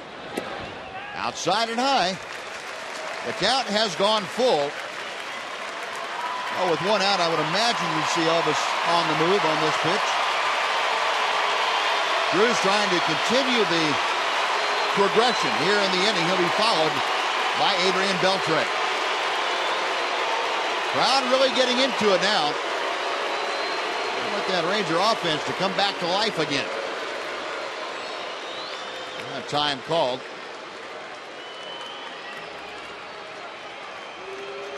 All right, fellas, this is a good spot for me to get in the booth. I'm in there. Okay. I'm feeling it. He's going to lay one out right over the middle of the plate. All right. I'm putting the hex on him. Malone with the payoff pitch. Rolled slowly to third. The only play they had was to the plate. The throw not in time. Leonis Martin beat the tag. The throw was to the inside. And by the time Norris made the catch and swiped back, Leonis had slid around the block. The Rangers lead it 4-3. That would have been a good play if someone else was on third base. But Martin was flying down the line. Great slide and snuck right in there.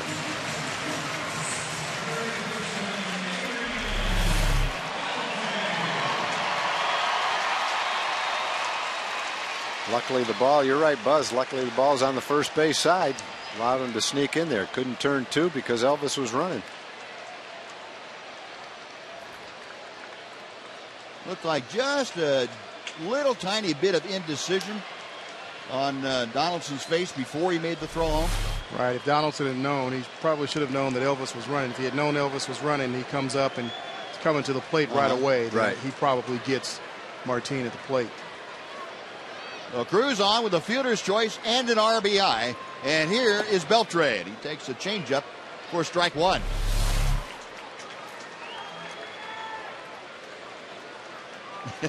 Nice.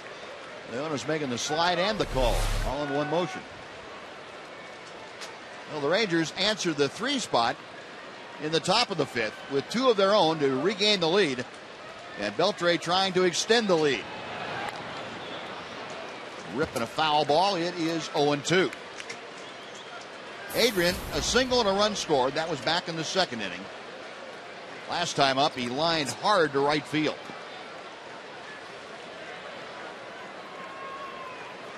Elvis Andrus, the runner, at second base. Nelson Cruz at first. Hayes infield, pulled slightly around to the left side. The 0-2 pitch. Line down the left field line. It's hooking, and that'll go back foul territory.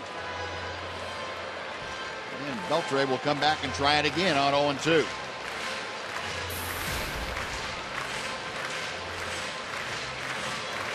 This season, 243 with runners in scoring position, but look at what he's done since he started swinging the bat effectively. 385.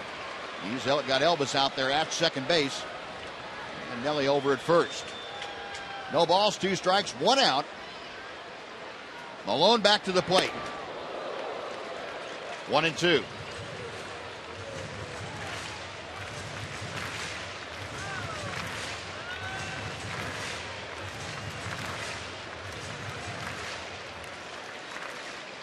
Veteran hitter Adrian Beltre up there. Rangers couldn't diagram it any better when they need somebody at the plate in this kind of a situation. Now the 1-2 pitch. 2-2. Malone squeezing that one off way high and wide.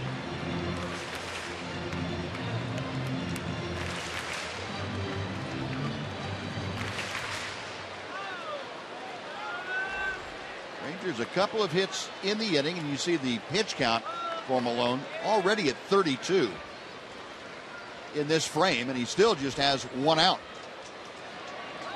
The 2-2 pitch will be next to Beltre. Instead, it's a little inside move, but Sogard was not breaking until late. And Elvis back easily. Josh Frazier has continued during this inning to throw in the bullpen. That may be an indication that he's coming in when we go to the 6th. We just have to wait and see. Now a quicker throw to second. Just back under the tag. Elvis Andrus. That was a well-timed play between Sogard and Tommy Malone. Let him swing, he's yelling. He gets picked off right there. He's going to have to answer to Adrian when they both get out to their position after this inning.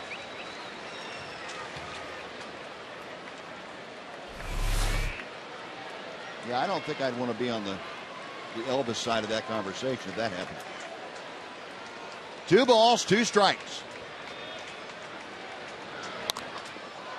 Popped up down the right side. Reddick in and toward the line, makes the catch. And everybody will have to hold on the shallow fly to right. That is out number 2, and it will bring up Lance Berkman. And before Berkman comes up, let's take another timeout for a Mazda game break. Here's Dana Larson.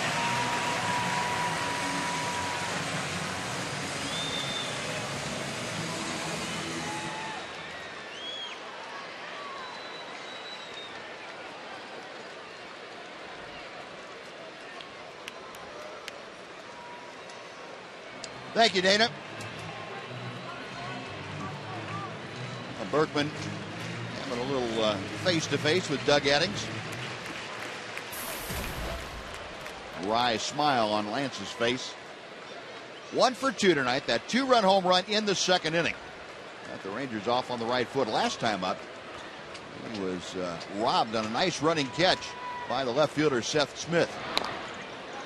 First pitch is cued foul toward the Ranger dugout on the first base side. It's 0-1.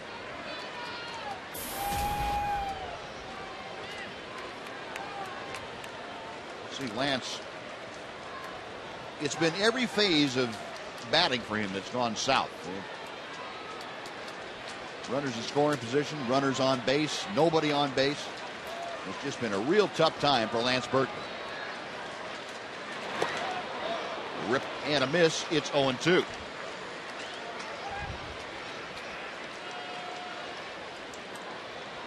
You know, usually for a switch hitter, one side or the other is working. It's rarely that both sides are working or not working. When both sides are not working, that's when things are bad. Check swing and the pitch just off the plate. It's a ball and 2 strikes. So there's not much you can do then, is there? No, that's a bad day. That's a bad feeling. That's kind of what Lance said the other day. He said normally, you know, the left side is okay. I go up and down with the right side, but he said the left side now has left me. And he said I'm just kind of lost with it. The 1-2 pitch. And 2-2. Boy, he's tempting him with it. All changeups. Bob Bellman kind of a stern look to home plate. Boy.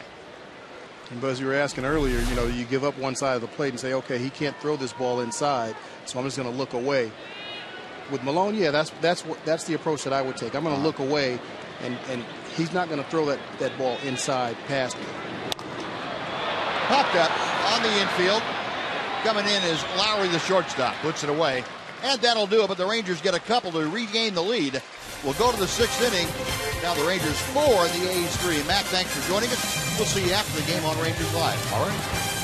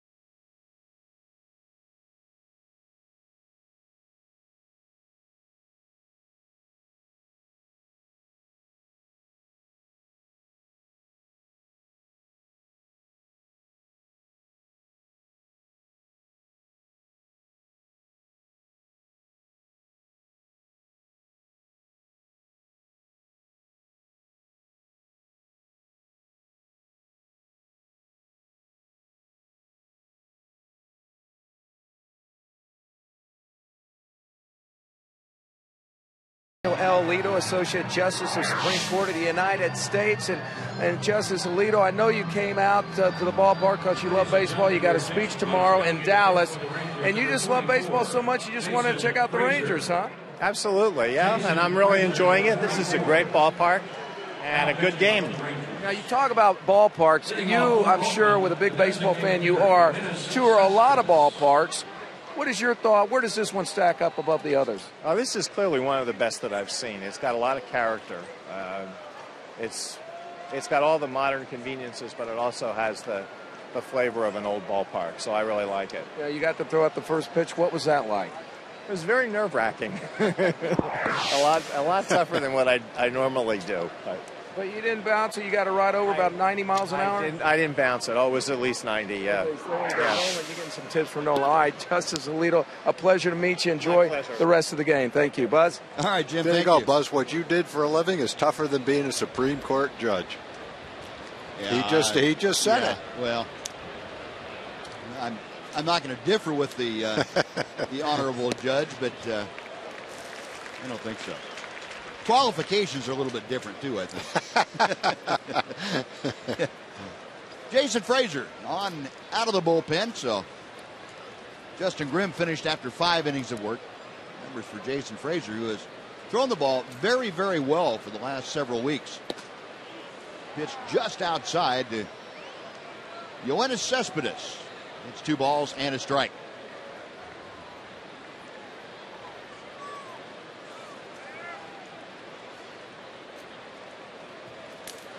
Frazier, the 35-year-old veteran right-hander. Back to the plate. A rip and a foul ball. Jason's last outing, first time he had given up runs in 5 outings. Gave up a couple to Toronto here back on the 15th. 3 hits and 2 runs, 1 earned run in 2/3 of an inning.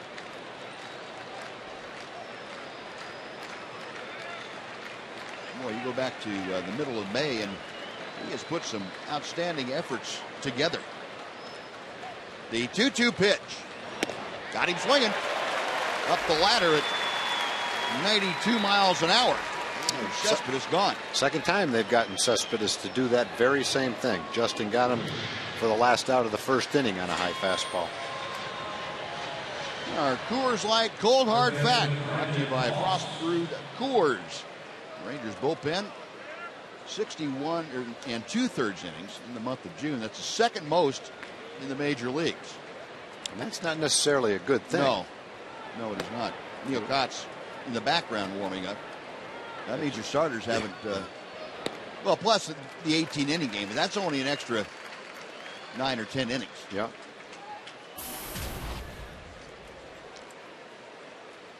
Brandon Moss tonight is 0 for 2, a strikeout and a ground ball to first.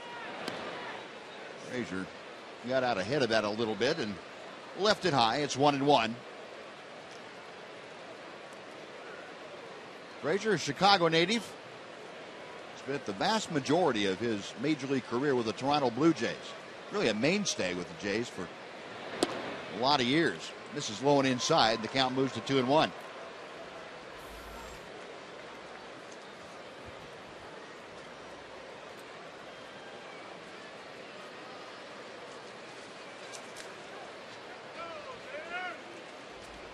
Frazier okays the sign. The right-hander's set. 3 balls and a strike. Well, Moss, the number 4 hitter, trying to get aboard with 1 out. He will be followed by Josh Donaldson.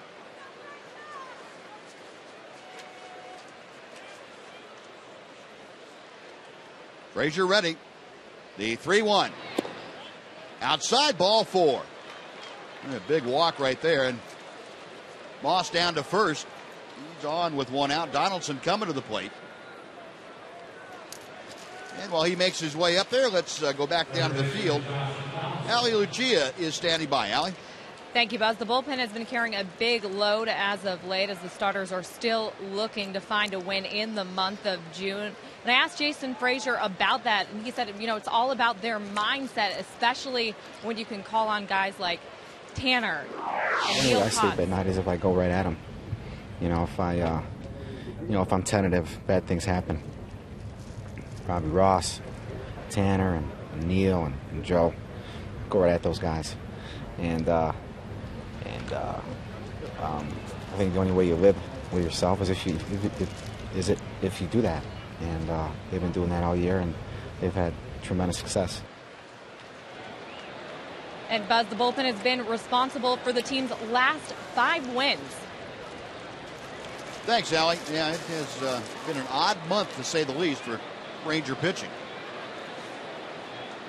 Jason Frazier telling you, you've got to get back to the basics, and part of the basics is going right after people. You never get beat on the, you don't want to get beaten on the base on balls or your third best pitch or something along that order.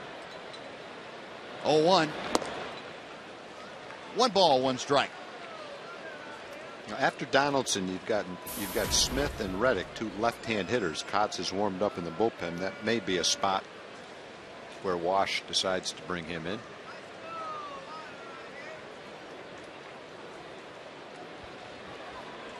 Moss, the runner at first, aboard after the 1-out walk, or via the 1-out walk. Frazier sets and misses low and away. It's 2-1.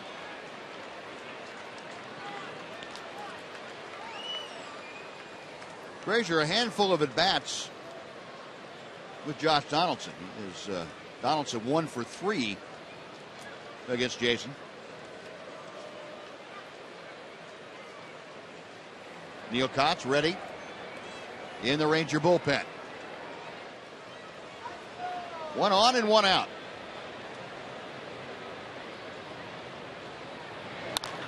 And he popped him up. Shallow right field. Yelly Cruz coming in. Makes the grab. That is out number 2. Back to first goes Moss, and we'll see if that's going to do it with the left-handers coming up. Ron Washington on his way out to the mound. And with Smith and Reddick coming up, and then Sogard 1 batter after that. Ron Washington wants the left-hander Neil Kotz to come on in. Well, the call has been made to the pen, and Frazier will leave after retiring 2 of the 3 hitters he faced. Man on first, his responsibility. And with the pitching change here at Rangers Ballpark, we'll take a timeout. Be right back after this on Fox Sports Southwest.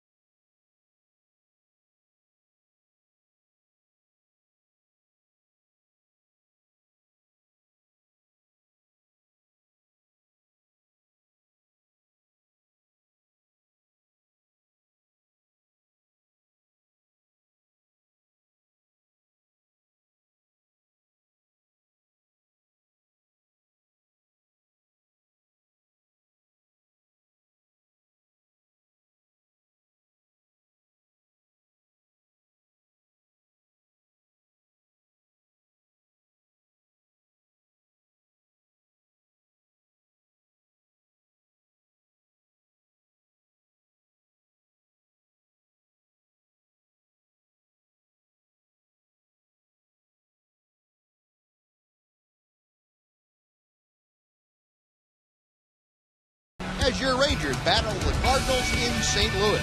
Baseball Night in America begins Saturday at 6 p.m. Central.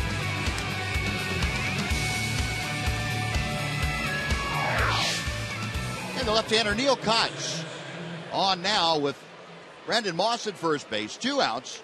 Seth Smith will be the hitter. Well, pretty gaudy numbers for Neal. Hasn't been here that long. He's already pitched in 13 games. Already has a 3-1 record.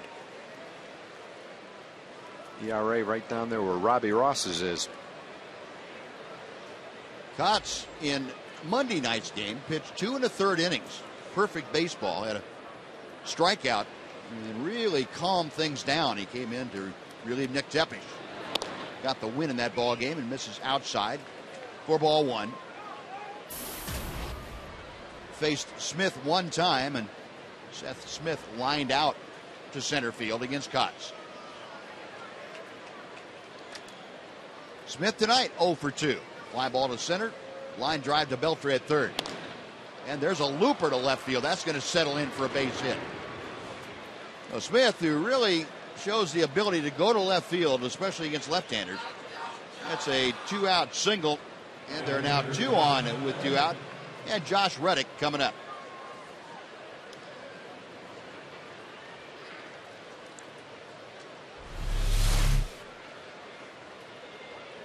Well, it's kind of like the hit that he had last night. Last night he hit a ball off the end of the bat. Broke the bat. The bat went flying toward Yu Darvish. The ball went right down the line. Hit softly like that for a double. Key part of the game. Hard breaking ball is away to Josh Reddick. Reddick 0 for 1 tonight. He has walked, scored a run. He's also popped out to short. Moss the runner at second. Smith at first. 2 outs here in the top of the 6th inning. Pop foul. That will reach the seats on the third base side. And it evens the count at 1-1. Rangers leading 4-3. Neal Kotz charged with keeping that score right there. Got a couple of runners aboard.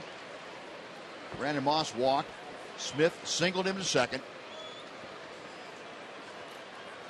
Jason Frazier began the inning.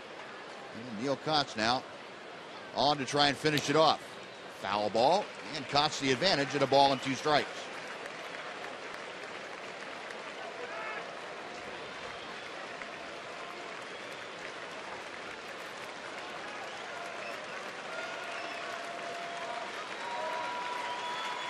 Reddick 0 for 4 lifetime against Neal Kotz. The left-hander sets the 1-2 pitch. Got him swinging. Big strikeout for Neal Kotz. Gives up the base hit to Smith and the strikeout of Reddick, and that'll do it for the A's in the 6th. They strand a pair. Rangers coming up, leading 4-3.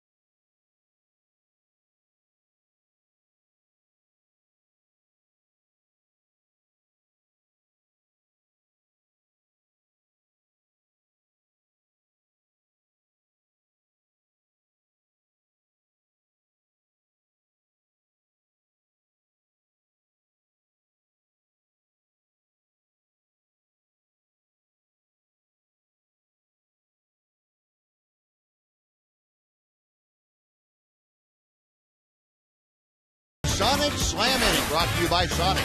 Tonight's jackpot is worth $1,500 and dinner for 2 at Sonic Drive-In. Tonight, the Rangers are hitting for Holly Brewer from Mansfield. And if a Ranger hits a grand slam during the inning, Holly Brewer of Mansfield will win $25,000. You can register at any participating Sonic restaurant. A.J. Przinsky to start things off. And Robinson, Chirinos, and David Murphy to face Tommy Malone. Ranger bullpen coming on to take over in the 5th inning and got the job done. The combination of Jason Frazier and Neil Kotz getting out of the inning unscathed.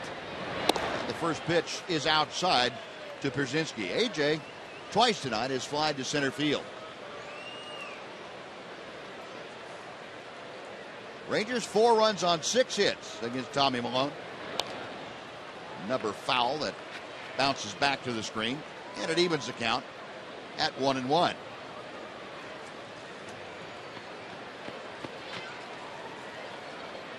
A.J. having a real solid homestanding, .333. 4-game hitting streak coming into play tonight. Check swing on the pitch up and away. 2-1. Remember, A.J. spent a couple of weeks on the disabled list, that oblique strain. After he got back off the DL, he really caught fire. He's hitting .349 in the 24 games since he came back from his disabled list stint. 2-2 the count to him.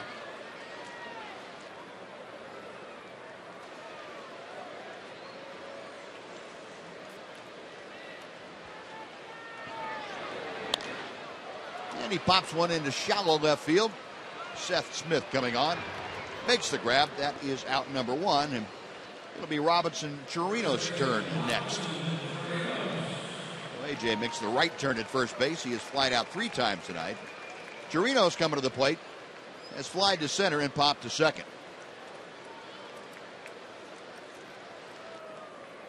Malone with 92 pitches thus far, 60 strikes, 32 balls.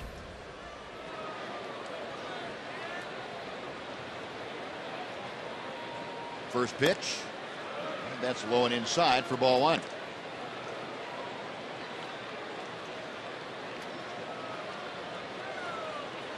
Chirinos originally signed by the Chicago Cubs organization back in 2000. Never did get to the major leagues with the Cubs. Not as high as AAA. And then 2011 went over to Tampa Bay. 1-1 pitch. 2-1 now. He was part of that deal that sent Matt Garza from the Rays up to Chicago.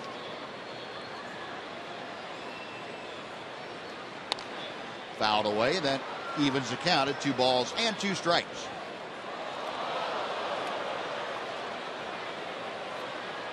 Rangers got Chirinos this spring as he was designated for assignment by the Rays.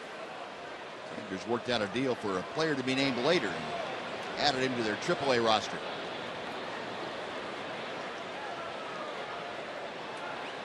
First time up, when Przinsky was on the disabled list, he had 3 starts behind the plate. 2-2 pitch, grounded foul, and we'll try it again.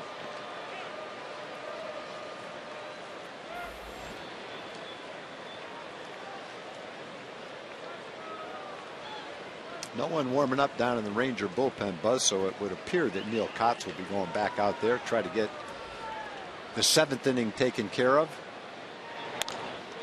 Chirinos loops one to right center. That's going to settle in for a base hit.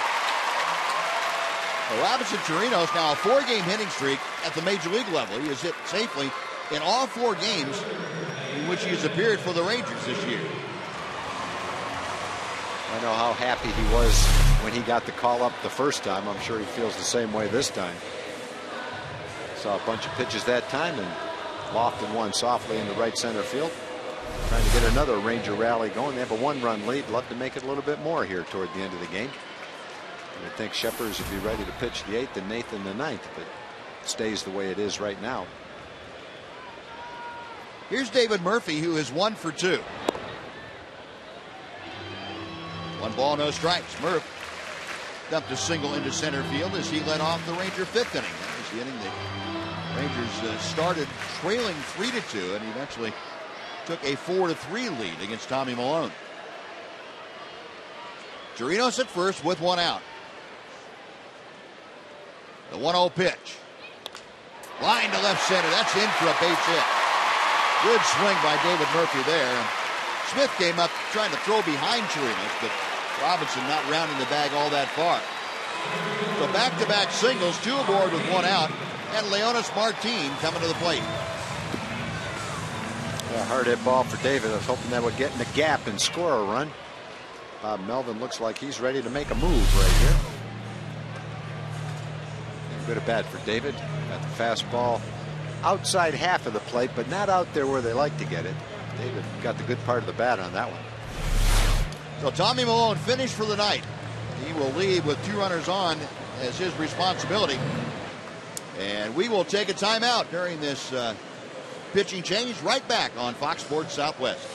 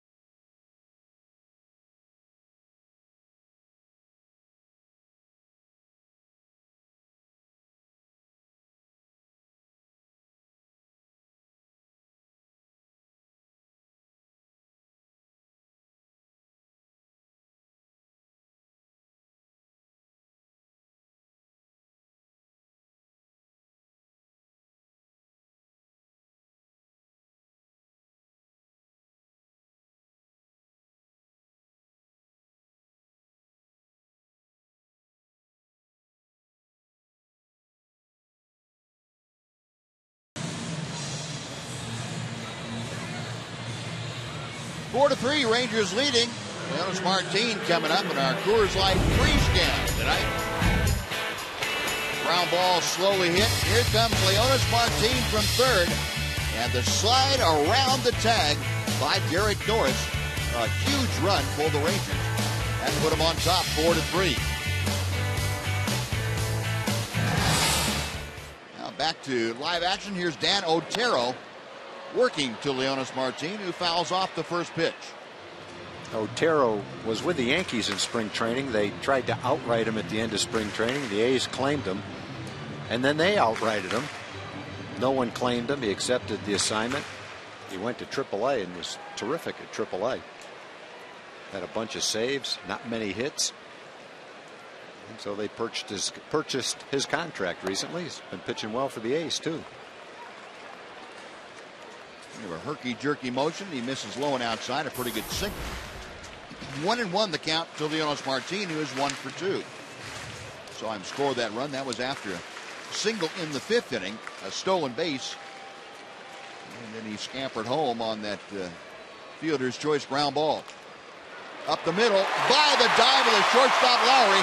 Chirinos being waved around. He will score without a throw. Leonis Martin drives home Chirinos. The Rangers lead 5 to 3.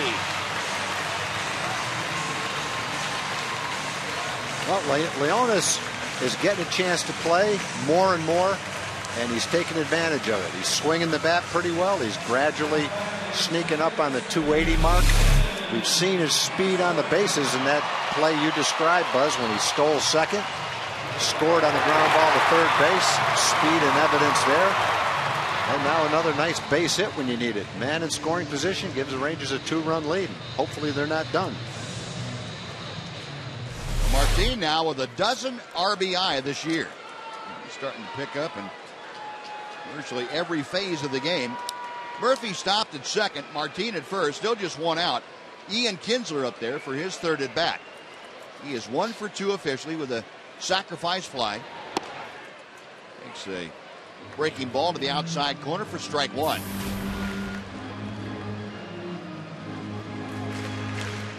Kinsler, a fly ball to center in the first, single to left in the third. Then have the sacrifice fly that tied the ball game in the 5th inning. Takes another strike at the bottom of the zone. Ian not particularly thrilled with the call by Doug Eddings, but doesn't say a whole lot.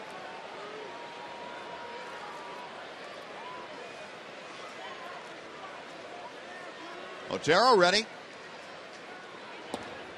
And just missed the outside corner.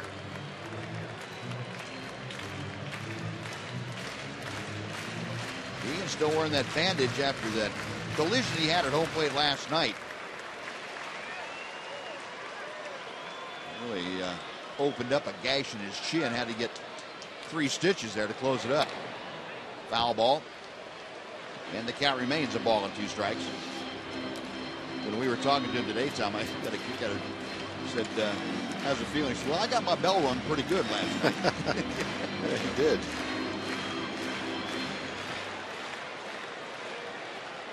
Murphy, the runner at second.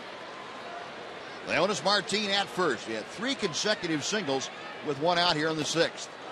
Swinging a foul tip straight down. And we'll try it again with Kinsler up there at 1 and 2. Rangers now 5 runs on 9 hits tonight.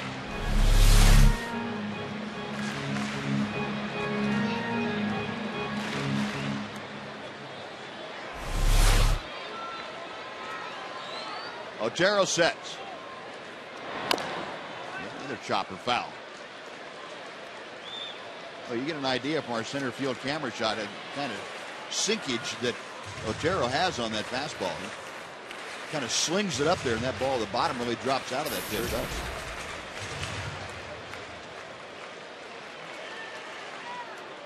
Murph getting the lead from second. Rangers 1 for 5 tonight in these situations. And another chopper foul.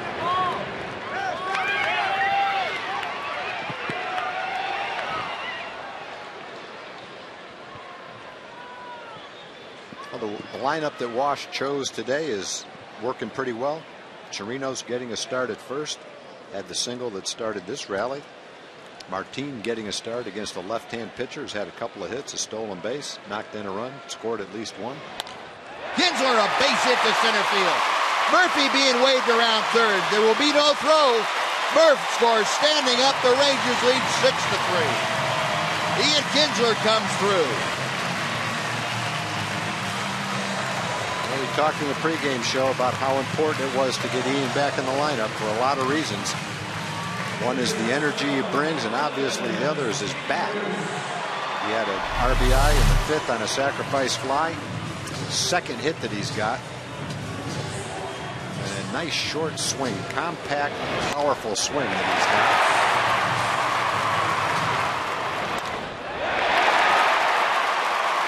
Rangers open up a 3-run lead with that base hit. Nice base hits with men in scoring position this inning. Dave Anderson talking to Ian as Kurt Young, the pitching coach for the A's, came out to have a brief visit on the mound. So the Rangers with 4 straight 1-out singles have plated a couple of runs, and they're looking now to Elvis Andrus to keep it going. Elvis walked his last time up. He is grounded out and flied out, 0 for 2 officially tonight. Got Martin at second, Kinsler at first. Otero to the plate. Knee-high strike. 0-1.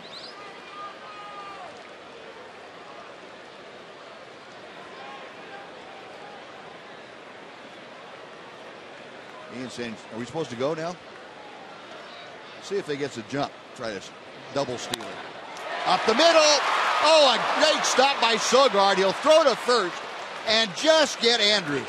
What a play by Sogard.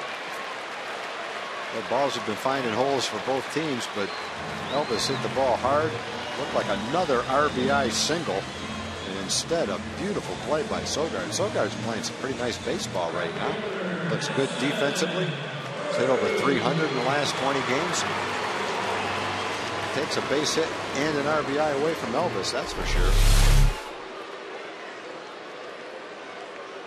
Yeah, playing fairly close to the bag, and if he's not there to start off with, that is another run-producing single.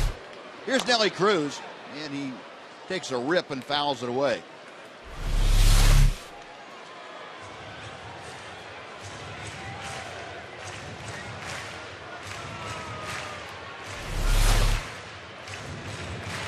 Well, he was really shading towards second with Yeah. Elvis, who hits, against a sinker ball pitcher. He's liable to hit the ground ball the other way, but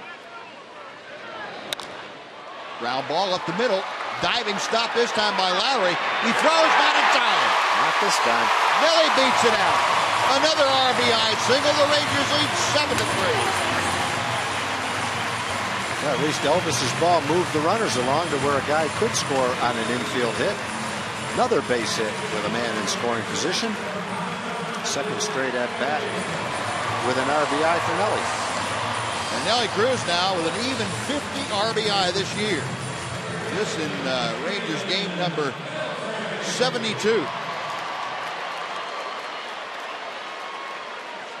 Well, now runners at first and third with 2 outs. Adrian Beltre. He takes strike one. Beltre 1 for 3 tonight. The Rangers 5 singles in this inning. I'm going to call it 5.5 because Elvis should add at least a half base hit. Yeah, at least he moved the runners. Yep. To get in position to score.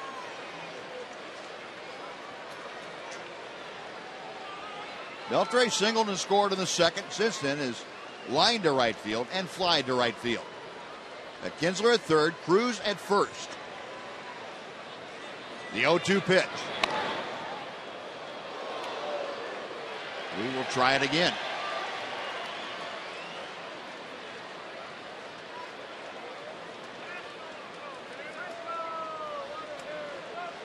Adrian currently hitting .304 as he faces Otero here in the 6th inning. Right-hander to the plate. It's a ball and 2 strikes.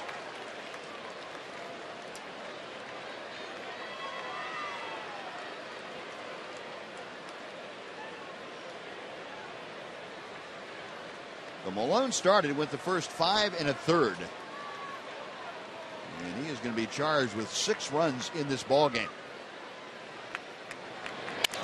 A broken bat looping line drive into the far end of the A's dugout. And here's the single. Watch.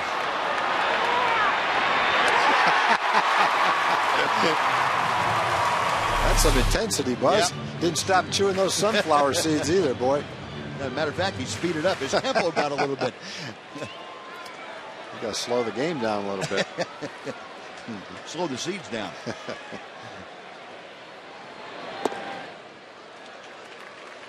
And it's now 2-2 to Beltre.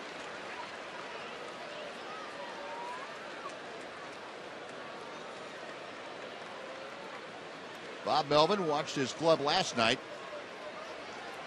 bounce back from a defeat. Rangers trying to bounce back from a defeat last night themselves. That'll be out of play, or to take a look. Brandon Moss, but it's out 5 or 6 rows deep. And the count remains 2-2.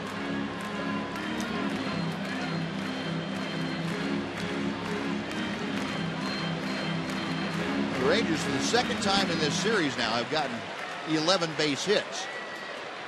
You remember coming into the series, they had not had more than 10 hits in 16 straight games. Foul tip. And that got a pretty good chunk of the inside of the leg of Derek Norris.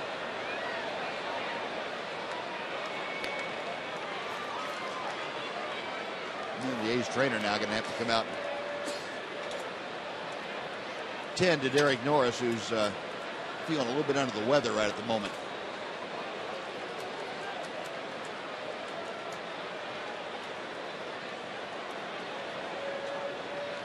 Bob Melvin, a former catcher himself, knows exactly what Derek Norris is going through.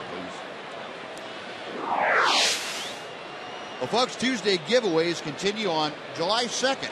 Rangers fedora hat, that's courtesy of Gloops, will be the giveaway. The first 30,000 fans will get this one-of-a-kind fedora hat when the Rangers play the Mariners.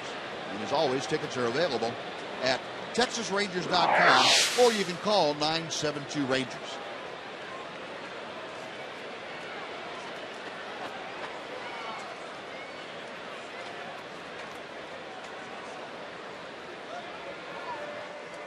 Norris all the time he needs. And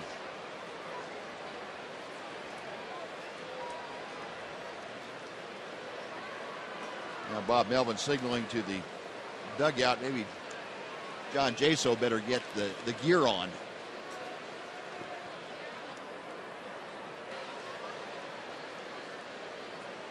We can see the sweat pouring off his head. Yep.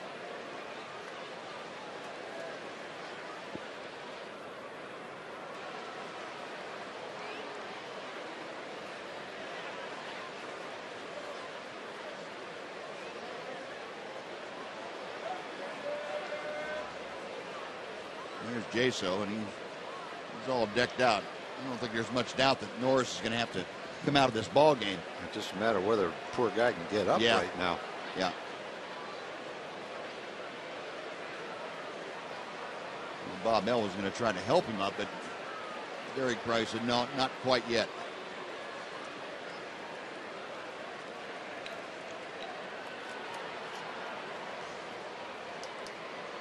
Jaso, in the meantime, loosening up a bit, and Derek just now able to get up on his feet.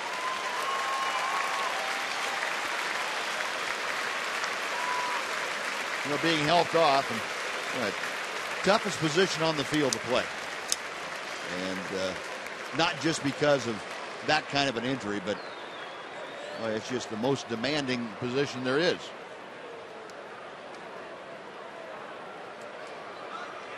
Jaso out to have a word with Dan Otero.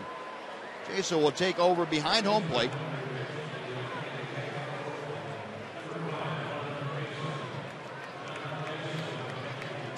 Jaso, as we mentioned, started the first two games of this series.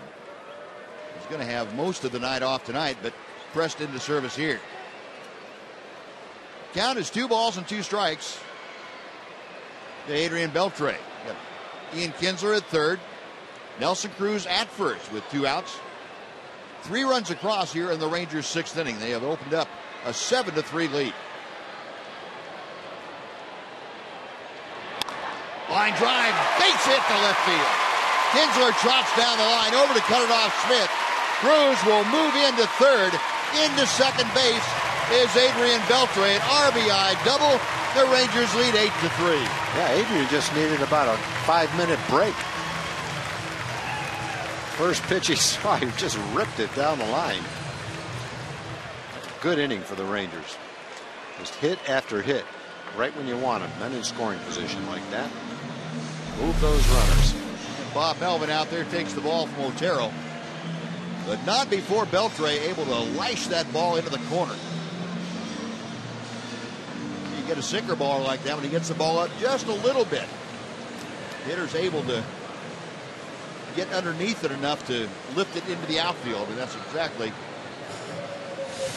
what Ron Washington likes to see. He said, yeah, you guys keep on running. That'd be great. Ian Kinsler gets the high five. And another pitching change here at Rangers Ballpark in Arlington. Another timeout coming. 8-3 the score. We'll be back right after this. Fox Sports Southwest.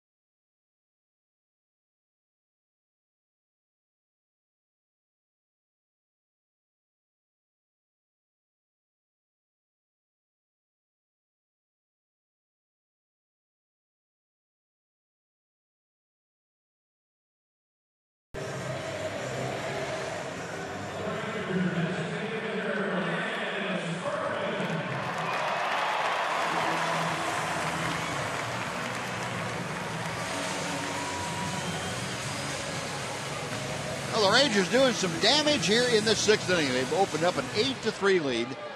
Bob Melvin has gone to the bullpen for the second time in this inning, and Jesse Chavez, the right-hander, has come out now to take over. Otero replaced Malone, only got one out, gave up 4 hits.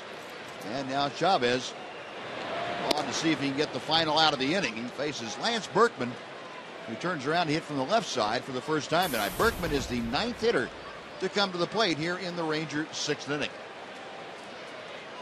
Lance 1 for 3. That 2-run home run got the Rangers going in the 2nd inning. Outside corner. Whoa. 1 ball, 1 strike. That's the same reaction that Lance had.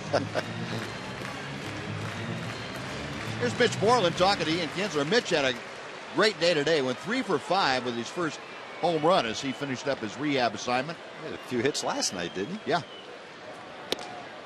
Check swing as Chavez missed inside. It's 2-1. Yeah, Mitch ended up 5 for 9. Is that what Well, that's when you want to get him back here. Don't waste any more down there. Yeah, he hit a home run today, and that back 3 there. for 5, a home run, a double, and 2 RBI. Playing for his old manager, Steve Bouchel. Called strike. It's now 2-2. 6 for 9 is what Mitch did in the 3 games that he played. Last 2 were in the field. He played first base. First game he DH'd. 2-2 to Berkman. Chopper slowly hit down the first baseline, right at the bag, and Moss takes his steps on first, and that'll do it. But the Rangers score 4 times, and they get 6 hits. They strand 2. We're going to the 7th inning. It's now the Rangers 8, the A's 3 on Fox Sports Southwest.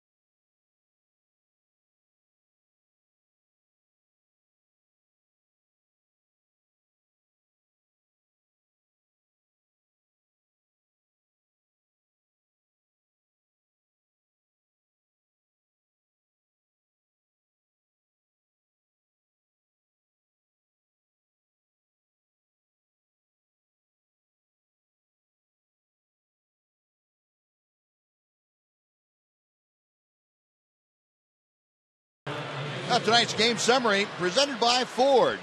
Been a lot of Rangers, and especially in the middle innings, but Lance Berkman got the Rangers going with that 2-run home run in the 2nd inning.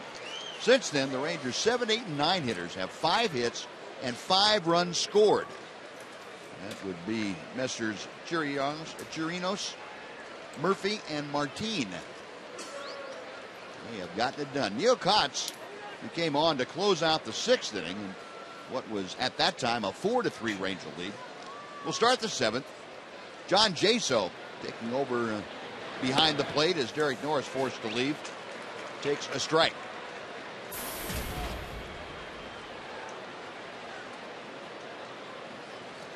Jaso at .281, a couple of home runs, 19 driven in.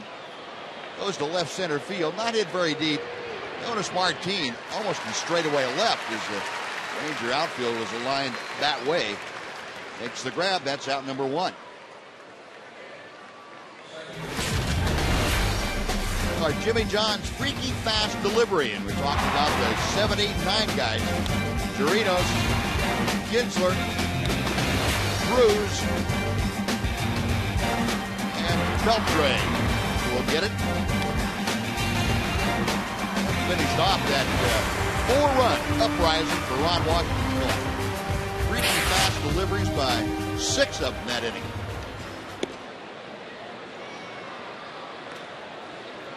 A 1 out. Eric Sogard, the hitter, and Sogard 1 for 1 tonight. A single and also a walk. He has scored a run. Kotz back to him. Fires a strike right down the middle.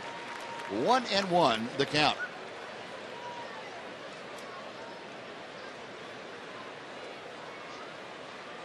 Kotz back to the plate. 2-1 to Sogard. The Rangers, second time in this series now, they've been able to put 8 up on the board. 4 times the production that they had been doing in a game during that tough streak. They're averaging 2 runs a game or scoring 2 runs a game or less for 6 straight games. And they're breaking out. Last night, a little bit of a regression, but that's going to happen. Tonight, right back at it. 8 runs on 12 hits. 2-2 to Sogard. A little bit high, and the count has gone full. Sogard, the number 9 man, will be followed by the top of the order, and that's Chris Young.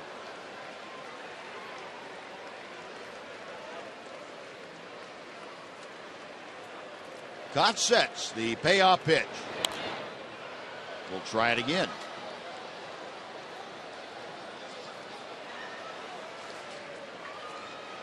Yeah, now these two teams will finish it up tomorrow afternoon. It's a 1 o'clock game. Josh Lindblom and A.J. Griffin will be the principals.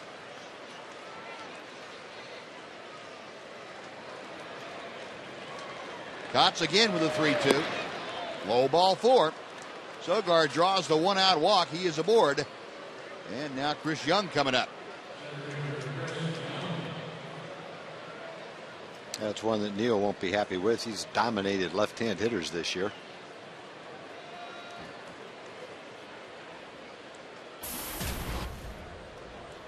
Young having a big breakout night for himself.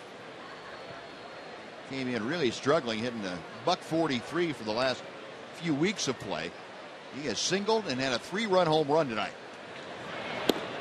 Takes a belt-high fastball. It's 0-1. Young grounded out to short in the first inning, then singled to left in the third. Came up with 2 on and 2 out in the 5th inning and homered to dead center. Rip and a miss against Kotz. And it's 0-2.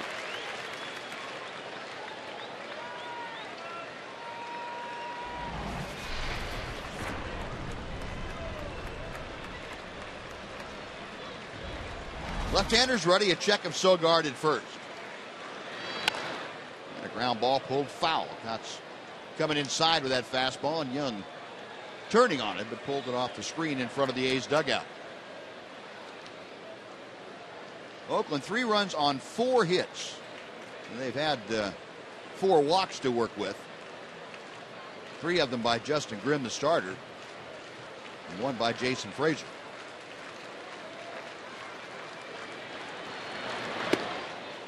One and 2 now. A's, of course, leading everybody in team walks from an offensive standpoint. Also up among the leaders in hit by pitches. The 1-2. He went around, couldn't stop that swing. And Kotz gets his second strikeout. That's what that hard slider down and in will do to you. Young had been swinging the bat well tonight, but that pitch just overmatched him.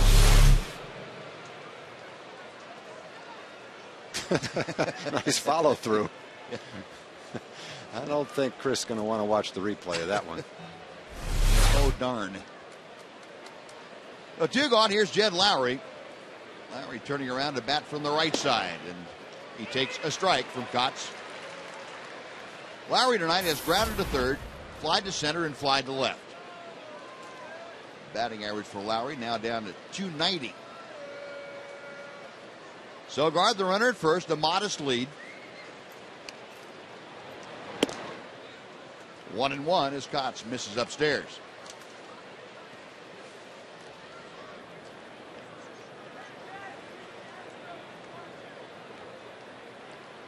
Lowry, one of the A's that really has been struggling of late, last 11 ball games.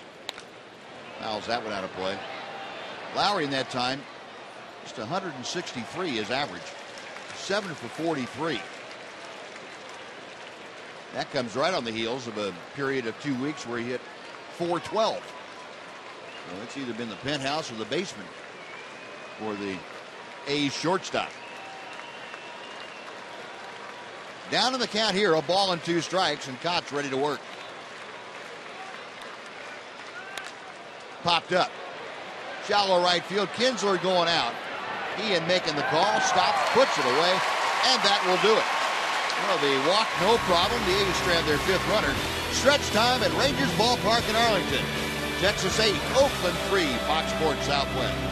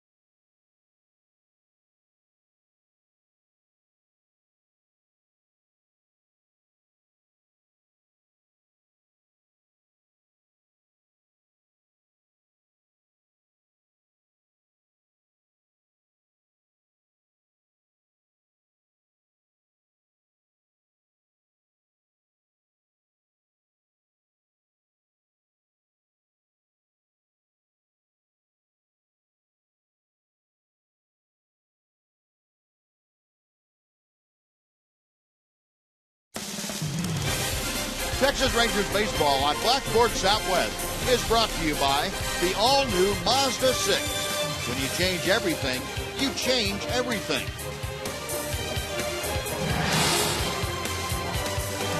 Jesse Chavez back to the hill. He came on to get the final out of the 6th inning, but not before the Rangers had put 4 on the board and have taken a 8-3 lead. A.J. Przinsky, who began the 6th by flying to left field, takes a strike on the backdoor breaking ball. Chavez back to him, and Przinsky chops one foul. Move over toward the Ranger dugout. No balls, 2 strikes. A.J. 3 flyouts tonight against Oakland pitching.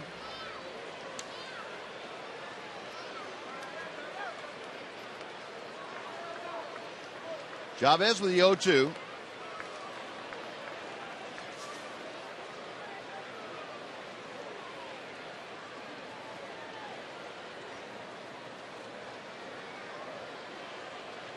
Right-hander back to Przinsky hitting. He's got that pad. You can hear it when it hits that pad all the way up here. It'd be the same sound, I think, if you threw one and hit the padding on the wall. That's about the same padding that is on the wall almost. They're going to check just in case it didn't get all the pad. It might have hit part of the arm. Yeah, Jamie Reed out there. Did. Yeah. You can have all the padding in the world, but number one, it can still hit the padding and hurt. Or number 2, it can hit just above that padding on top of your elbow there, and then the padding doesn't do much good at all.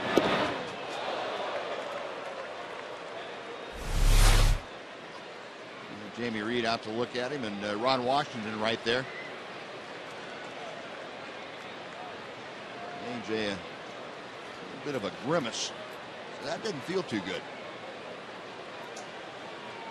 Trainer says, here, does this hurt over here? And that's when you reach over and slap him. So, yeah, it hurts. Get your hand off there. Speaking of catchers, we'll hope that that Derek Norris is okay. Yeah. He had to come out of the game. You always feel for a catcher, boy. It's a tough position. You said it. It's a tough position to play. Toughest position on the field.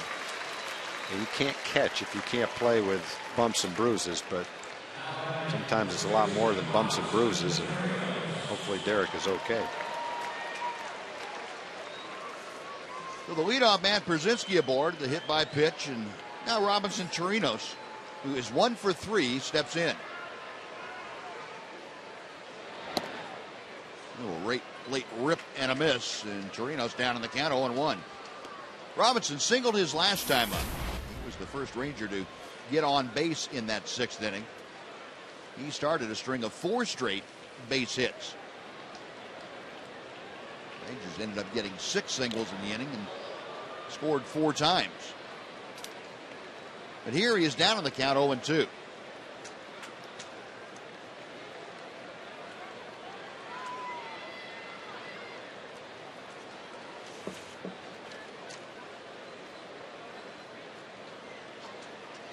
Robinson from Venezuela just turned 29 earlier this month.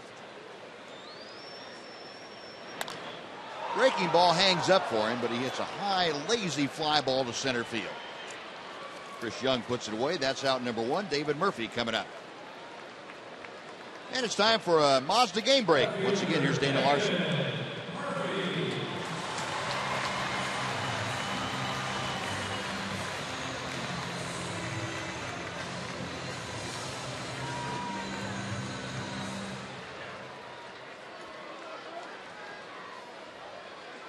All right, Dana, thank you. The Rangers will be there. There's a shot there down the left field line for David Murphy.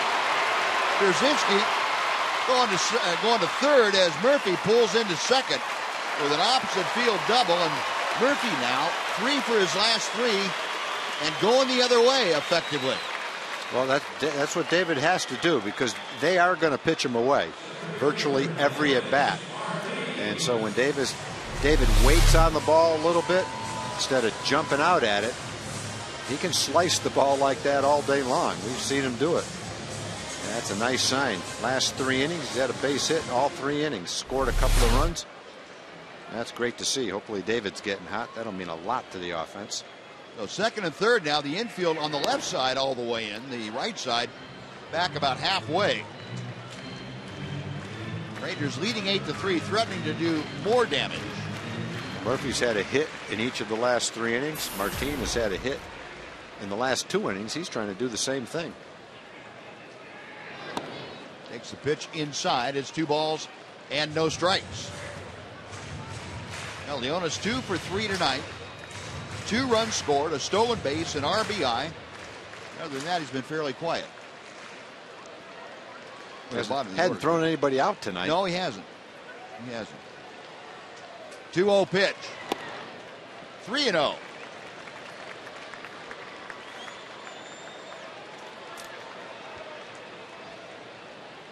Leonis pulled a base hit to right field in the 5th inning, and then he hit a sharp ground ball up the middle for the RBI in the 6th. 3-0 pitch. Ball 4. He is on for the 3rd straight time. That fills the bases with 1 out for Ian Kinsler. Kurt Young coming out, and while we have a moment here, let's go down and again and say hello to Allie Lucia. Allie? Thank you, Buzz. The bats are hot tonight, and I asked David Murphy if he felt like they've been pressing at all lately. He said, no, our confidence is there. I just need to, I think, build some offensive consistency. Obviously, everybody would like to see that. We know it's going to happen. We have the talent in this room to do it. And, just get back to playing some consistent baseball. Murphy said we've had some injuries lately. Now got some guys back in the lineup, and things seem to be clicking, Buzz. All right, Allie, yeah, they sure are. And here's a spot to put Ian Kinsler in. The bases loaded, 1 out. And the pitch way outside for ball 1. Ian has driven in 2 tonight. He now has 24 RBI for the season. He had a sacrifice fly in the 5th, a single to drive in a run in the 6th. He has scored a run, 2 for 3 officially. Breaking ball, he lays off it. It's 2 balls and no strikes. He pitched very carefully to Martin with first base open. But now you're in kind of a jam right here. Bases loaded, 2-0 count to Ian. Have to throw him a strike right here. Yep. Great position to be in for a hitter. Chavez, a check of the runners. 2-0, and he missed high. It is 3 balls and no strikes.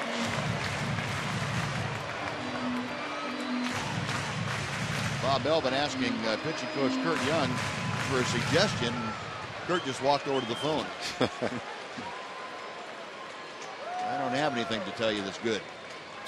3 balls, no strikes. Right down the middle, it's 3-1. Well, Ian has gone up the middle the last 2 times. The sacrifice fly was to deep right center. And his base hit was solidly to center field. Now the 3-1 pitch to him. Outside corner. 3-2. A lot of groans from the crowd. Pretty good pitch on 3-1. That's a strike. Got another big one left. Make him do it 3 straight times. Now time called.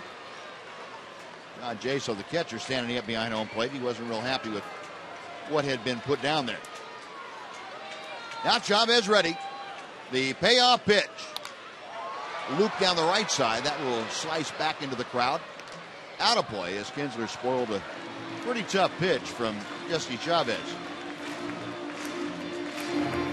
That Nishek submarining right-hander is the one that answered the phone call down there from Kurt Young.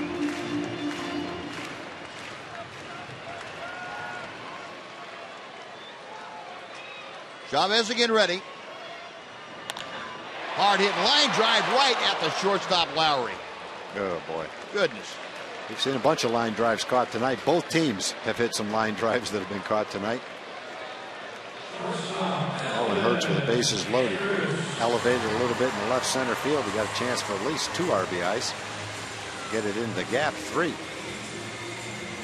So now 2 outs. Here comes Elvis Andrus, and Elvis robbed his last time up by the second baseman Sogard. Good thing, Buzz, that's the 3rd rope that Ian has hit tonight with a nice, short, compact stroke. Yep. That's a good sign. Swinging the bat well. Sounds like Mitch is swinging the bat well. Get him back in the lineup, and things start to look a little bit more normal. Here's the guy you'd like to get going. All right, what are you guessing? I say 108. It's 97. I thought that was more of a rope than that.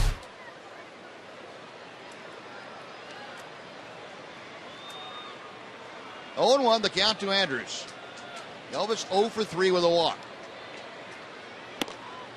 Takes that pitch high. 1 ball and 1 strike. Here's a guy you'd like to see get going.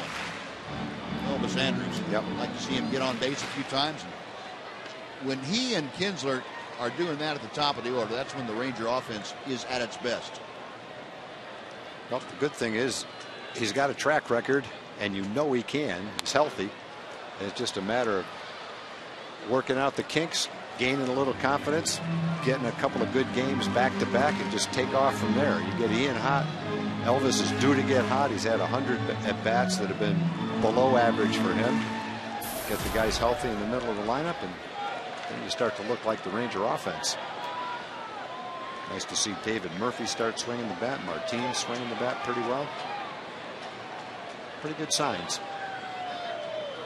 Chavez okays the sign. The 1-2 pitch is on the way. Breaking ball. It gets by all the way to the backstop. Here comes Brzezinski, and he slides in with the 9th run of the night. Now there's one that couldn't bounce all the way back to the catcher because it wasn't going fast enough.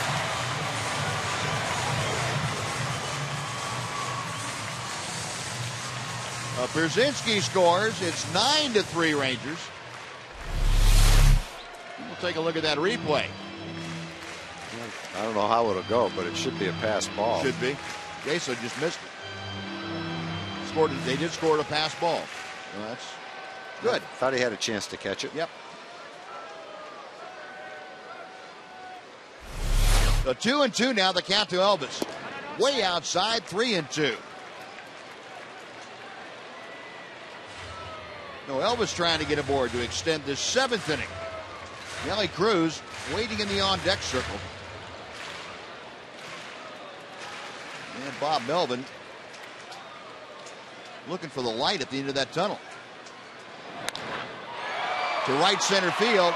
Hit pretty well. Going back is Reddick, the right fielder. Stops and makes the catch. And Elvis now has hit the ball hard 3 times tonight. Has nothing to show for it. Ranger, however, put on a run on 1 hit and lead 2. We're going to the 8th. 9-3 Texas.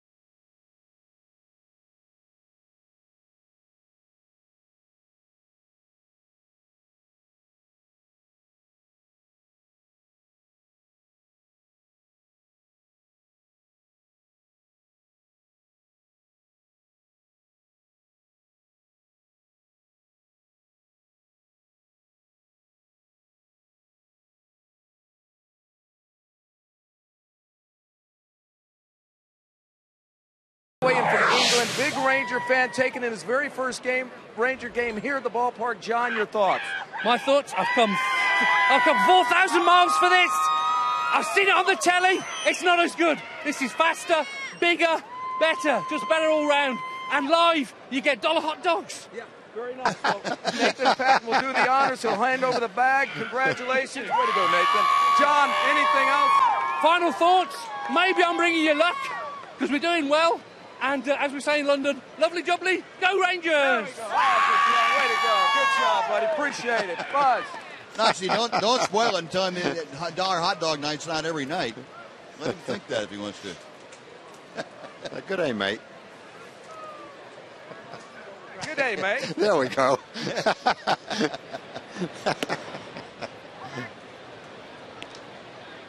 Kyle McClellan, the right-hander now, has taken over for the Rangers here in the 8th inning. Well, McClellan takes over for Neil Kotz, who worked an inning and a third. And a strike, knee high to Cespedes. Kotz, an inning and a third, 1 hit, 1 walk, and a pair of strikeouts. That ball's hammered to left field. Murphy is going back. He got turned around. It's off the top of the wall. Cespedes cruising into second base with a ringing double to greet Kyle McClellan. And the A's DH snaps an 0 for streak. He was 0 for 12 prior to that double off of McClellan. I'm sure what Wash's hope is right here is that he doesn't have to use Tanner Scheppers today and doesn't have to use Joe Nathan in the 9th, so they can both be well rested for tomorrow's game. I think he's hoping Kyle can go out there and give him a couple of good solid innings right here. He doesn't have to worry about that. Quick turnaround tomorrow for the day game. Just the 5th hit of the night for the Oakland A's off Ranger pitching. And Brandon Moss skies to right field, hit pretty well. Going back is Martin into the alley, way into the alley, makes the catch. Tagging at second, moving on to third is Cespedes. Well, Moss gave that a pretty good ride. Didn't think that was going to carry. It was the deepest part of the ballpark, and it was just able to hold that in there to the ballpark. Fortunately, hit it 406 feet. It's the only part of the ballpark, only place in the ballpark it wouldn't be a home run.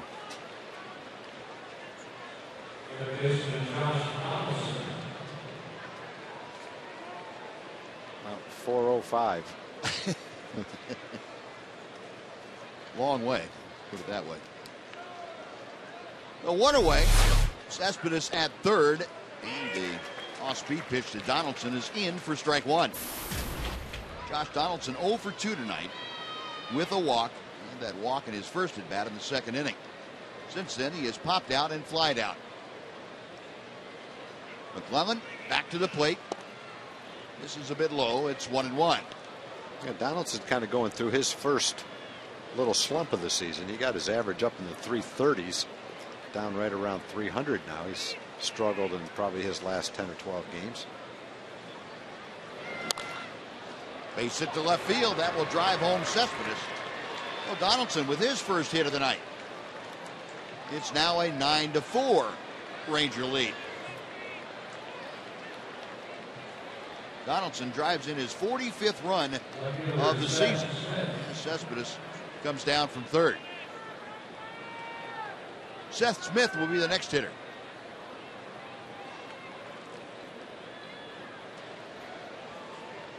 McClellan trying to settle things down here a bit.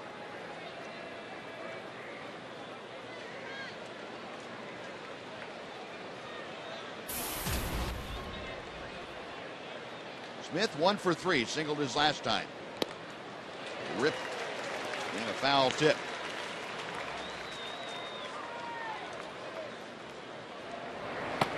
And Robbie Ross, who has pitched each of the last 2 nights up and loosening. I'm sure that's a guy that Wash would prefer not to use. I mean, he'll use everybody if he needs to, but he'd prefer to sneak through this game and leave those guys out there rested for tomorrow.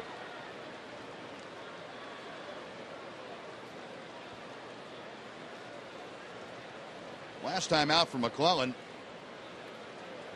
4 nights ago against Toronto, and in an inning he gave up 3 runs, walk and a couple of hits. Line drive to center. Leonard Martin almost overran. That was a rope, boy. To go up the ladder to corral that shot off the bat of Smith. That ball looked like it was taken off. Leonard saying, wow, did you see that? Man. Smith got all of that one. A line shot. Whoops. So 2 outs. Josh Reddick is the next hitter. Takes high and tight for ball 1. Reddick walked and scored in the 5th inning. Other than that, he has struck out and popped out. Off speed, that catches the outside corner. It is 1-1.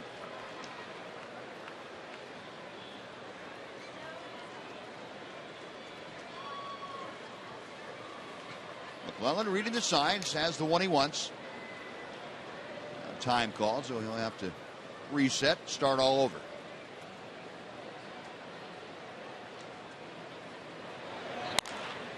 That ball's hit well to right field. Cruz going back. He has room in front of the warning track and makes the catch. Well, McClellan calms things down after a leadoff double and an RBI single. We'll go to the bottom of the 8th. It's the Rangers 9, the A's 4 on Fox Sports Southwest.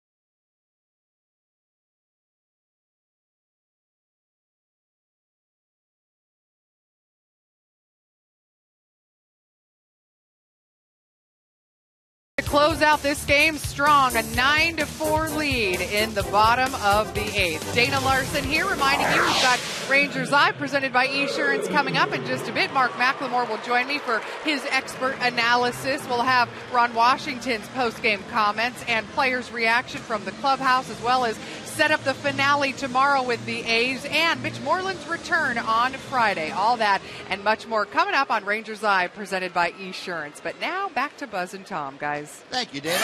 And we head to the bottom of the 8th inning. And a new pitcher on the hill for the A's will be Pat Neshek, the submarining right-hander. Facing Nelly Cruz, the first pitch inside for ball 1. New numbers for Neshek,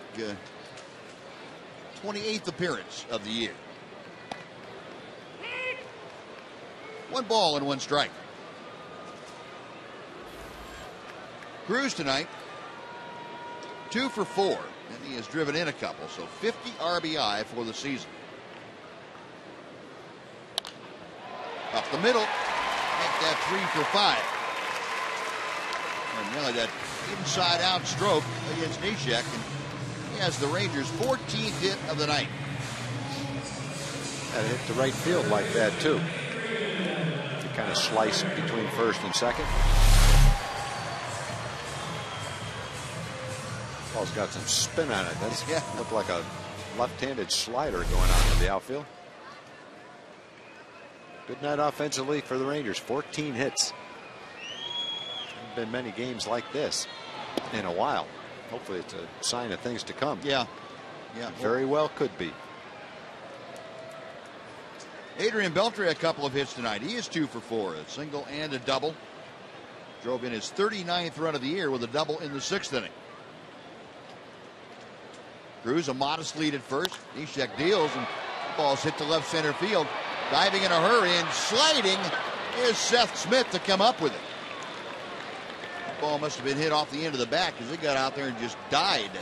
And Smith had to come in and go to the seat of his pants with a sliding catch. And the second time he's gone far towards center field to make a catch on a ball that appeared to hang up a little bit. I don't think Adrian really drove that ball off the sweet spot of the bat. And another nice play by Smith. He's had a lot of action out in left field in this series. Slid into the stands past the left field foul line the other night, trying to make a spectacular catch. Lance Berkman ripping at the first Neshek offering, and he swung through it. Berkman, the 2-run home run in the 2nd inning. Since then, he has lined to left field, popped out to short, and grounded to first.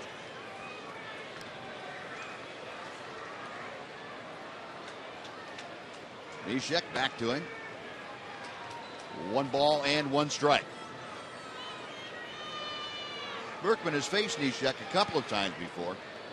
0 for 2. Hitting here with Cruz at first base, 1 out in the bottom of the 8th inning. 1-2 now after the foul ball. And we will conclude things tomorrow afternoon at 1 o'clock. Josh Lindblom gets the start for the Rangers. And A.J. Griffin, one of their fine young right-handers, will be on the hill for Oakland. Then it's on to St. Louis for 3 games over the weekend. Breaking ball, tried the back door, and it was not open for Neshek. It's 2-2 to Berkman. Friday night, Derek Holland and Tyler Lyons will hook it up. Saturday, it's Nick Tepish and Shelby Miller. Shelby Miller having a pretty doggone good year, 8-4 with a 2.08 ERA for the Cardinals. And then on Sunday, Yu Darvish back to the hill, and Adam Wainwright, a 10-game winner already. Gem of a pitcher's duel. It'll be Sunday night at Busch Stadium.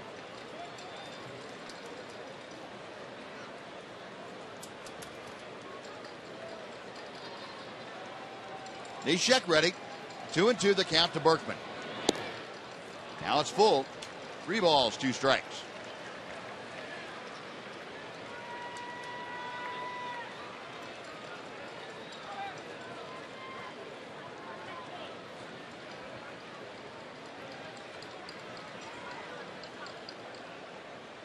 Neshek nods in agreement, comes set. And he will toss one to first just to make sure that Cruz is not wandering off the bag.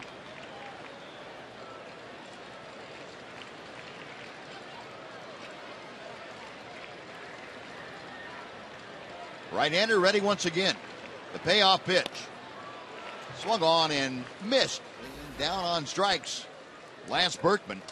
That is out number 2, and A.J. Pierzynski coming up. Neshek gets his first strikeout of the night. A.J. Pierzynski, one more opportunity to extend his hitting streak. He is 0 for 3 this evening with a hit by pitch in the 7th inning. A.J. with that 4-game hitting streak on the line, and he goes after the first pitch in skies to left field. Well, the 4-game hitting streak will come to an end, and the Ranger 8th comes to an end. L.A. Cruz stranded after the leadoff single. We're going to the 9th. The Rangers 9, the A's 4 on Fox Sports Southwest.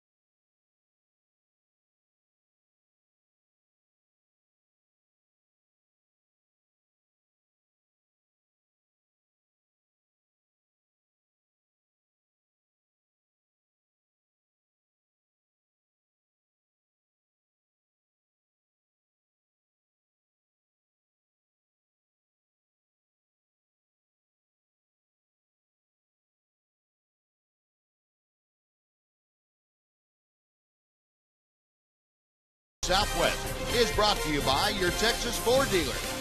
Come join the red, white, and used celebration. Enjoy great savings on America's best-selling brand.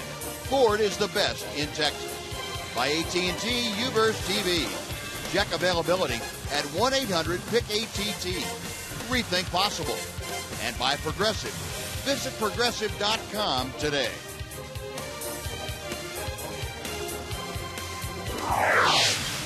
Kyle McClellan back to the hill. He worked the 8th inning, gave up a run on a couple of hits.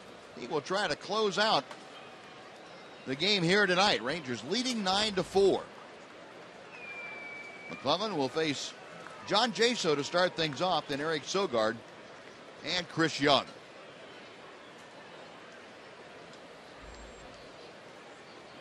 Jaso up for his second at bat. He replaced the injured Derek Norris in the 6th inning and flied out as he led off the 7th. He takes a strike from McClellan. But Jaso hitting at an even 280. Rip and a foul ball. It is 0-2.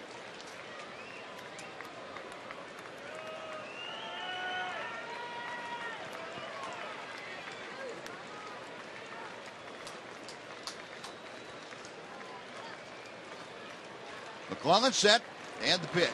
Tried that big overhand hook, but it stayed high. 1 ball and 2 strikes.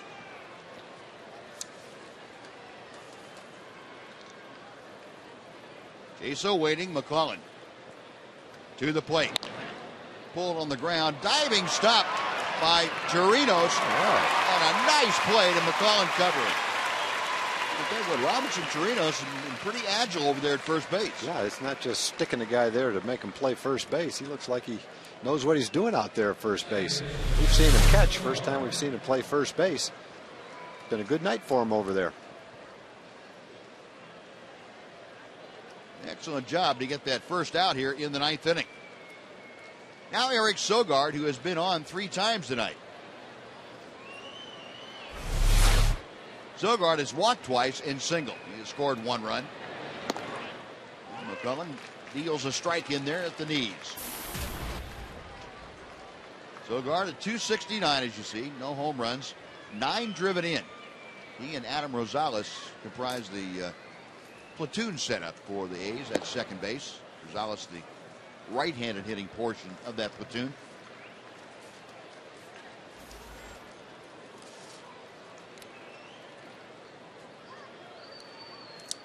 One pitch. Little nubber foul down the third base side. And the count goes to 1-2.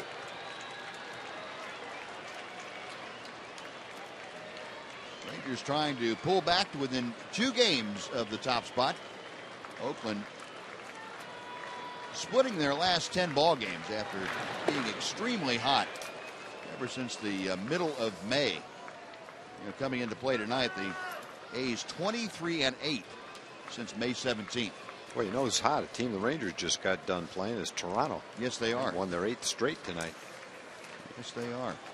Caught them at the wrong time. Foul back, and the count remains even at 2-2. And they're just about ready to get Jose Reyes back in the lineup, too. That's one of the perils of the schedule, the way it falls a lot this year. You play teams in back-to-back series a lot. Right around the All-Star break, the Rangers will go to Baltimore for 4 and come back here right after that, play them like 7 out of whatever, 10 or 12 days. Skied to shallow center field. Leonis Martin ambling in, waiting for it to come down out of the night sky. And the A's now down to their final out, and Chris Young will be the hitter. AT&T reminding you that tomorrow we'll be right back with you, 1 o'clock on Fox Sports Southwest. Rangers and the Athletics will finish up business in this series, and for the Rangers, this homestand. Josh Lindblom at 0-2 with a .594 will take on right-hander A.J. Griffin, who is 5-6 with a .393 ERA. First pitch to Chris Young is pulled well foul. It's an Ian Kinsler shot. It almost makes the third deck down the left side. 0-1 to Young. Young 2 for 4. A 3-run home run in the 5th inning. Short-lived A's lead at that time. Swing and a miss. And McClellan now 1 strike away from closing this ball game out. Round of 39,274. Ranger faithful on hand, and the majority of them still here. 0-2 pitch. Looped into shallow center. Kinsler going out. He camps under it, puts it away, and that will do it. Well, the Rangers take 2 of the first 3 from the A's. They climb to within 2 games now of the top spot. Rangers winning their 40th ball game of the year. They are 40-32.